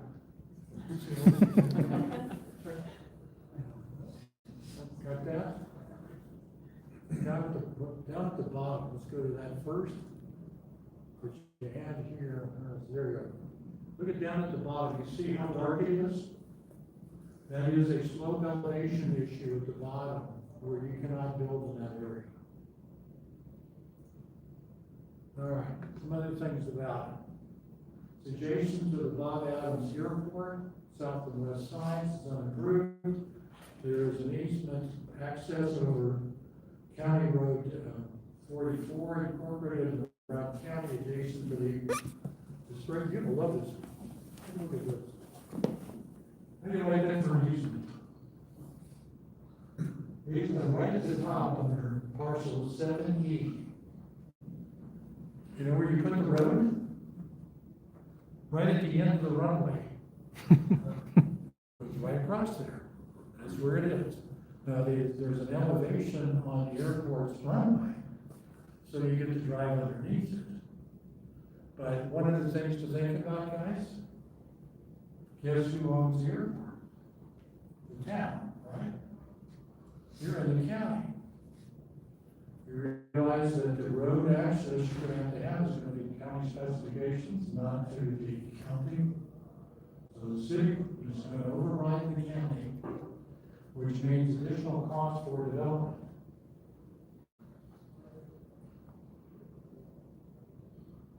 Okay, so some other things about it. How do you value the potential of this property? You got things to think about.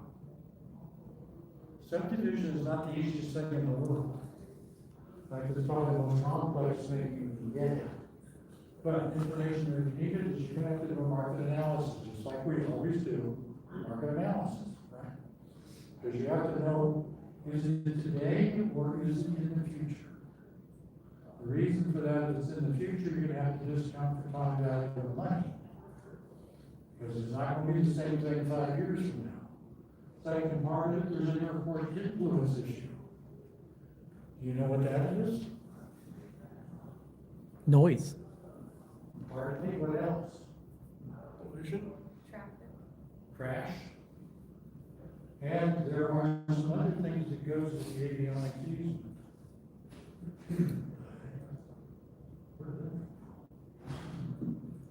I just hit the down button. Hang on.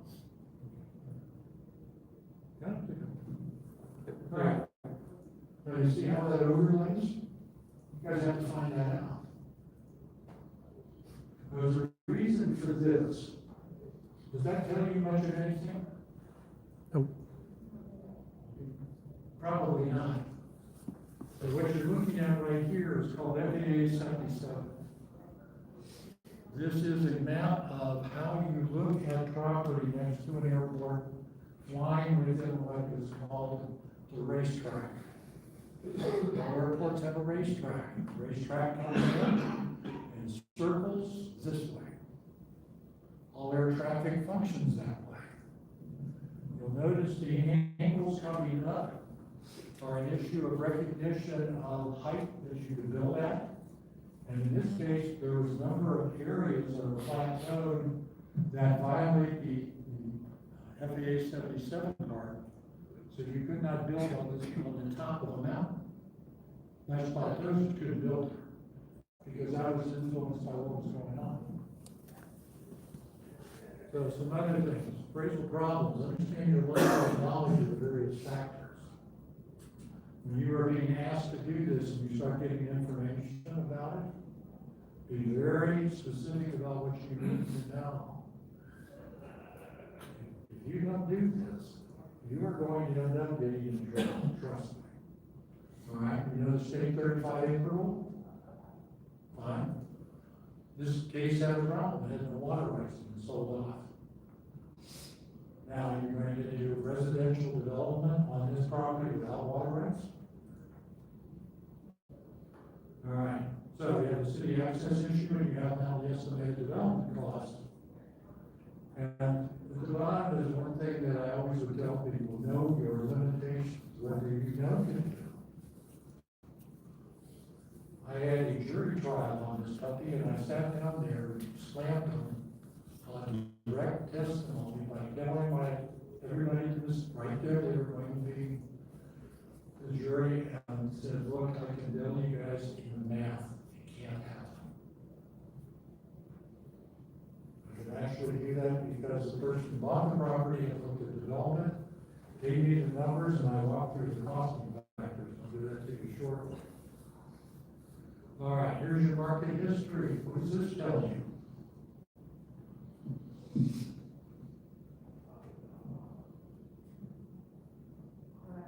Someone's unrealistic expectations? Well, this is, yeah, that would be a good way of looking at it. This would be, I think it was discussed earlier by Susan, that sometimes the brokers kind of shoot the dark. Yeah. Yeah, well, we'll start here, whatever it is, will come out.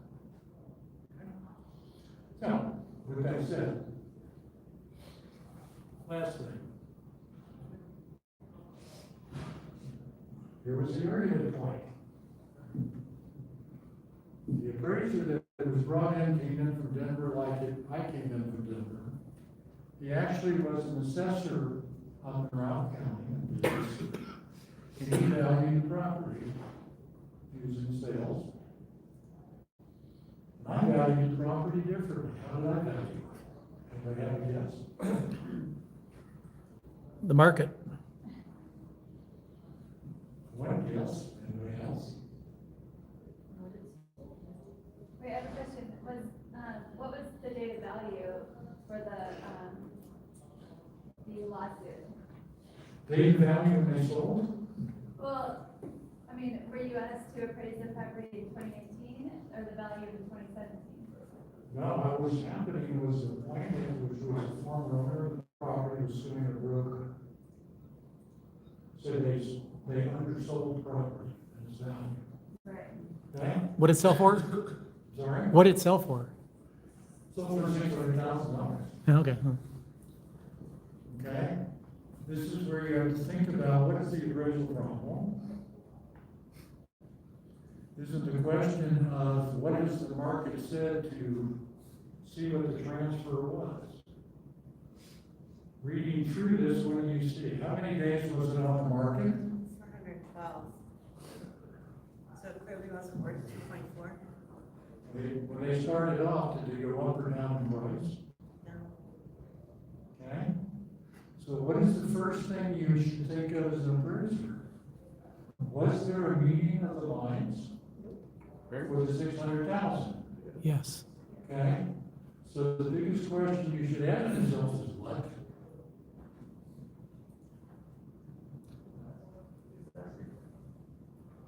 Okay. 101, boys and girls. Is there any reason it would sell for more than 600? Yeah, does it meet the definition of market value? All 5 tests have to be met to be a market value. If you go through there, you can't find what would be violated, what is it gotta be? Market. So the test for the appraiser is not the valuation of it. It's a test of market. To recognize that both sides, by the way, both appraisers agree it is market value. That was in that report and my report. And we both agreed it was market value at the time of transfer. Why did he value the property using sales? Okay? Now there's an old Southern expression for that. Son, you just can't fix stupid. Take a look at his sales. What do you think of those? Tell me about the 35-acre rule.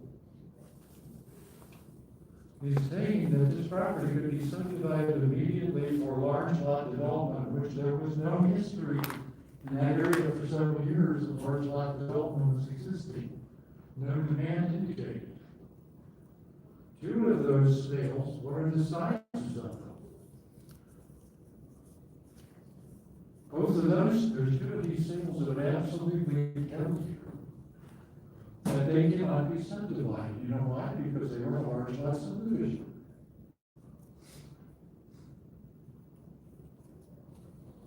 The other side to it is there are 2 other sales in there. There's a large lot sale, there's a large sale, and one of those small sales, guess what? It was acquired by the same person who's a Texan. Texan likes to come up and spend his summers where? Steamboat. Guess what? The smaller lot was the one that had a ton of water for the cattle that he brought up each year. Brought his cattle? Yep. I've never explained Texans. I've never had it explained to me. They just do it, and I don't care. That's what they did. This is learning to go through and ask yourself through the basic information provided what makes the most sense. That's why I asked you first about the idea of what is the appraisal problem. Start with that. If you have to do one of these things, it isn't you running out and doing a new appraisal. First and foremost is proof to me that it wasn't market value. 400 plus days on the market, declining in sale price to the bottom. Why would you do that? This is part of what we have to do is think. All right, so let's take a look at the next one. This is in Country Club. It's a construction defect situation. How many of you guys ever done construction defects? Okay, so we're gonna have some stuff to look at. It's Country Club, this is a historic district. We have the Colorado law, which is 13-28025. And basically, it tells you exactly what you have to do. Grant asked you about doing cost approach. You better be good in cost approach when you do one of these things. Because what they're looking at is a specific point in time and what you are allowed to have when you claim that.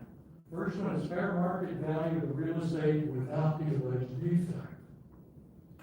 Okay? Fine. By the way, they don't know what fair market value is. There's no definition in legal terms about it. It shows you that legal terms can be very antiquated. That's why they charge lots of money, because it's all antiquated you're talking about. Everyone calls it Sadara, just so you know. The attorneys will say Sadara. So whenever they say Sadara, it's this. Okay, second, replacement cost of real property, true. Okay, third is take a look at it and say, all right, so you've got reasonable cost to repair the alleged construction defect, whichever is less. The bottom paragraph you ignore, you are not qualified to do that. That is outside of real estate appraisal.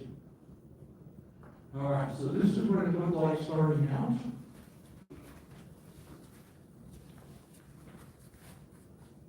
And this gives you an idea of just how far they went, because it was a historic district, it's only just remained constant. They went in and expanded this thing substantially. That is where it is. Oh, I'm sorry, I've got a little guy. This one here. Yeah. This is what was going on. Prints were very interesting the way they were doing it. Okay?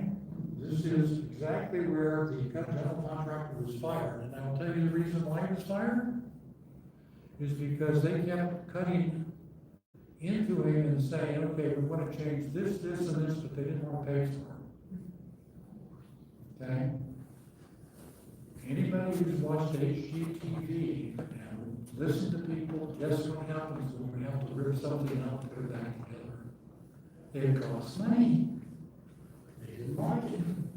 They finally got to a point where the exterior of the structure was at least up and sound, not finished, and they fired it right there on the spot. All right. So, let's see where we are now. Oh, Harold, that home sold last month. Did it? Eight- What is that? $8.5 million. Okay.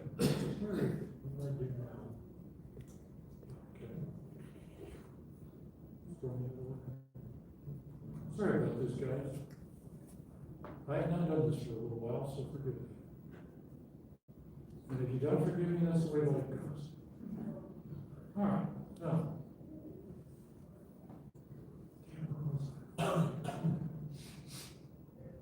That's the full case study.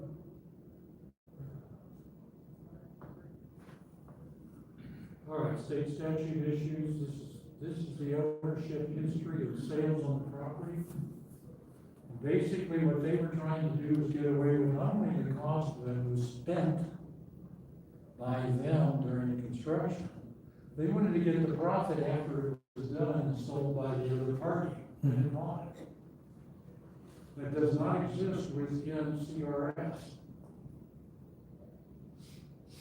Remember that one because their attorney asked me about this because I told them flat out. I could quote CRS to them and say, you're not allowed to have profits you didn't earn. The attorney asked me, he said, well, you know, Mr. McLeod, that attorneys will argue on this point. I responded to the judge, responded to him clearly and said, Your Honors, I found over my experience that attorneys argue about just about everything. Which one of very well styled now. With that said, the way this turned out was, after a very expensive lawsuit, they lost. Mm-hmm. All there was to it. That's right, he had done this for the Them. plaintiffs, and what was funny about that was, as soon as they read it, they thought it was great, dropped it in the can. My That report, never came up. my report, right in the trash can. All right, last one out of the chutes, right? They sound like they're fun at parties. Yeah. New York. By the way, folks, is Danny and I can tell you one thing. I do not normally appraise any homes whatsoever without seeing an SRA. That has been my way of doing things for years because I'm a specialist in doing certain things, but not everything, and I know what I don't know. All right, so, jump that around. All right, so, let's see, where were we now? Got that?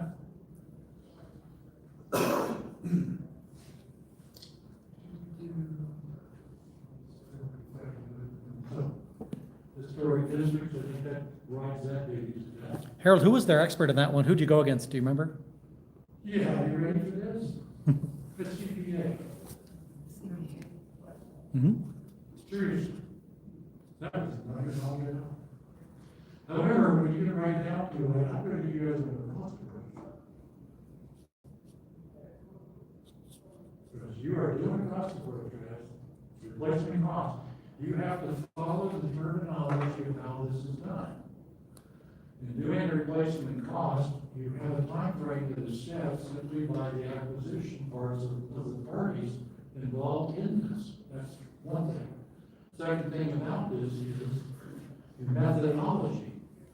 You're going to be dealing with land, which you're going to have to do an extraction or allocation method on it, because it's sitting in a historic district where they don't have any such selections. However, the information you have makes things simple. The fact is that you cannot derive the capitalization rate working on this, so you've got one way to do it. Extraction. All there's to it. For an allocation, sorry. At any rate, moving along, when you get through this, we look at the replacement cost of the 11 steps that you find in what we teach. So it's one of those things like, if you like cost approach, otherwise you're screwed. Okay, so that's that simple. Let's go to the last one, case study 4. This is your geologic issues. We have another problem. In this case, it was in a similar subdivision found in Colorado Springs. And we had an issue that there was an argument of the parties specific to the idea that there was potential bentonite problems. So we have a soil problem, okay? So the issue about this is to understand that you're doing the same thing fair and unfair as you would do if you were doing construction defects. So you deal with that, you're going to come back to again to the CD, CRCS. And in doing that type of stuff, you have to know exactly what you're doing. Then you have the claims applications that came out, okay? We have a problem. Well, guess what? These are also 3-year-old properties, and there's nothing indicated in cracking, convex, concave, or any lifting of floating slab in the basement to indicate a problem. Okay, bottom line of all of this was fairly straightforward, is that if you take a 4-foot level, walk into a basement, slap against the wall, horizontally, and it just lays there flat, nothing's happening, right? Straightforward? You guys know how long it takes concrete to actually cure? Concrete requires 3 years from pour. The issue was they didn't do an over-excavate large enough to have a problem. The issue there is you have geotech that's been done in advance. 3 feet is typical. And in doing that, they got in and a French drain in there. And they used, instead of doing a board with some type of power tool, they did an auger to go into it. And at 32 inches, they found some bentonite. Well, I've got a couple of problems with that. I've got a number of people that have given information to me, refer to guide note 4. Guide note 4 is specific to one thing. You have to remember with guide note 4, this is you relying on reports of others. What happens when you get two sets of reports, one from each side? What do you do? Read guide note 4. You're going to have a reason to accept one of them, or more than them. So when you're dealing with that, the issue is the basis of property value that you're working on. The expert reports are the big thing. I can read expert reports with no problem. Most people cannot. But the bottom line to it is look for specificity. The reason for that is you'll see that people, when they write this, some are more generalized than others in using the expert. The expert isn't giving you everything you need to know. There's a problem. That's because they're just kind of fudging it. They assume it might be there. Remember CB 46? The answer is, can a broker say this to anybody? No, it's not. Without proof, they have to say nothing. You don't know that might be there. Maybe you not answer it. Yeah, so. All right. Some other things about this when you're doing it, look for the geotech issues. Whenever any subdivision is made, they do bores on everything in the place to check them. Which is what is being said within the documentation for the geologic issues, and this is coming directly from the geotech that did this. Read to see what they say about it. So with the problem laid down, you'll have a reliance on the expert. In this case, you're going to have to take a side. You have to, or you how do you do the work? What do you assume? Okay? Severance, claim, and stigma becomes the same thing. How can you stigmatize something you're not sure of? You guys work in Colorado Springs, it's an area that's well known for midnight and settlement problems. And also they can be taken care of by contractors that buy this stuff. You go ahead and fix it, you go ahead and give it to care. You cannot tell the difference in the marketplace. Didn't you prove that in deposition? Didn't you get deposed and proved it with a case? You guys come to this. Yeah. You guys don't, I am weird. I truly enjoy it. And it bothers the hell. In an earlier slide, it said that broker may not provide any information to the buyer that might relate and cause stigma. I'm paraphrasing, right? But what if there's a registered sex offender next door to the house that people are looking at, families looking at? Can they not say anything about that? Registered sex offender living next door? There's a sex offender public database. Yeah. There You is? also aren't supposed to like directly point them to that either, as a broker, you're not. Just can't tell them. Well- Wouldn't they have a pretty good? I think it's the same public thing. knowledge that you can look up that stuff. And Yeah. the buyers, knowledgeable buyers should do that. So if you were their friend, you might say that, but if you were their broker, you don't Mhm. say that. You don't tell them to go look up and check the Correct. registry? They Can't even do need- that. They need to do that.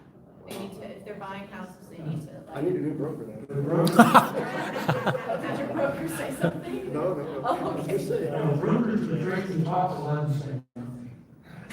Because of liability. Folks, I apologize for when they started off.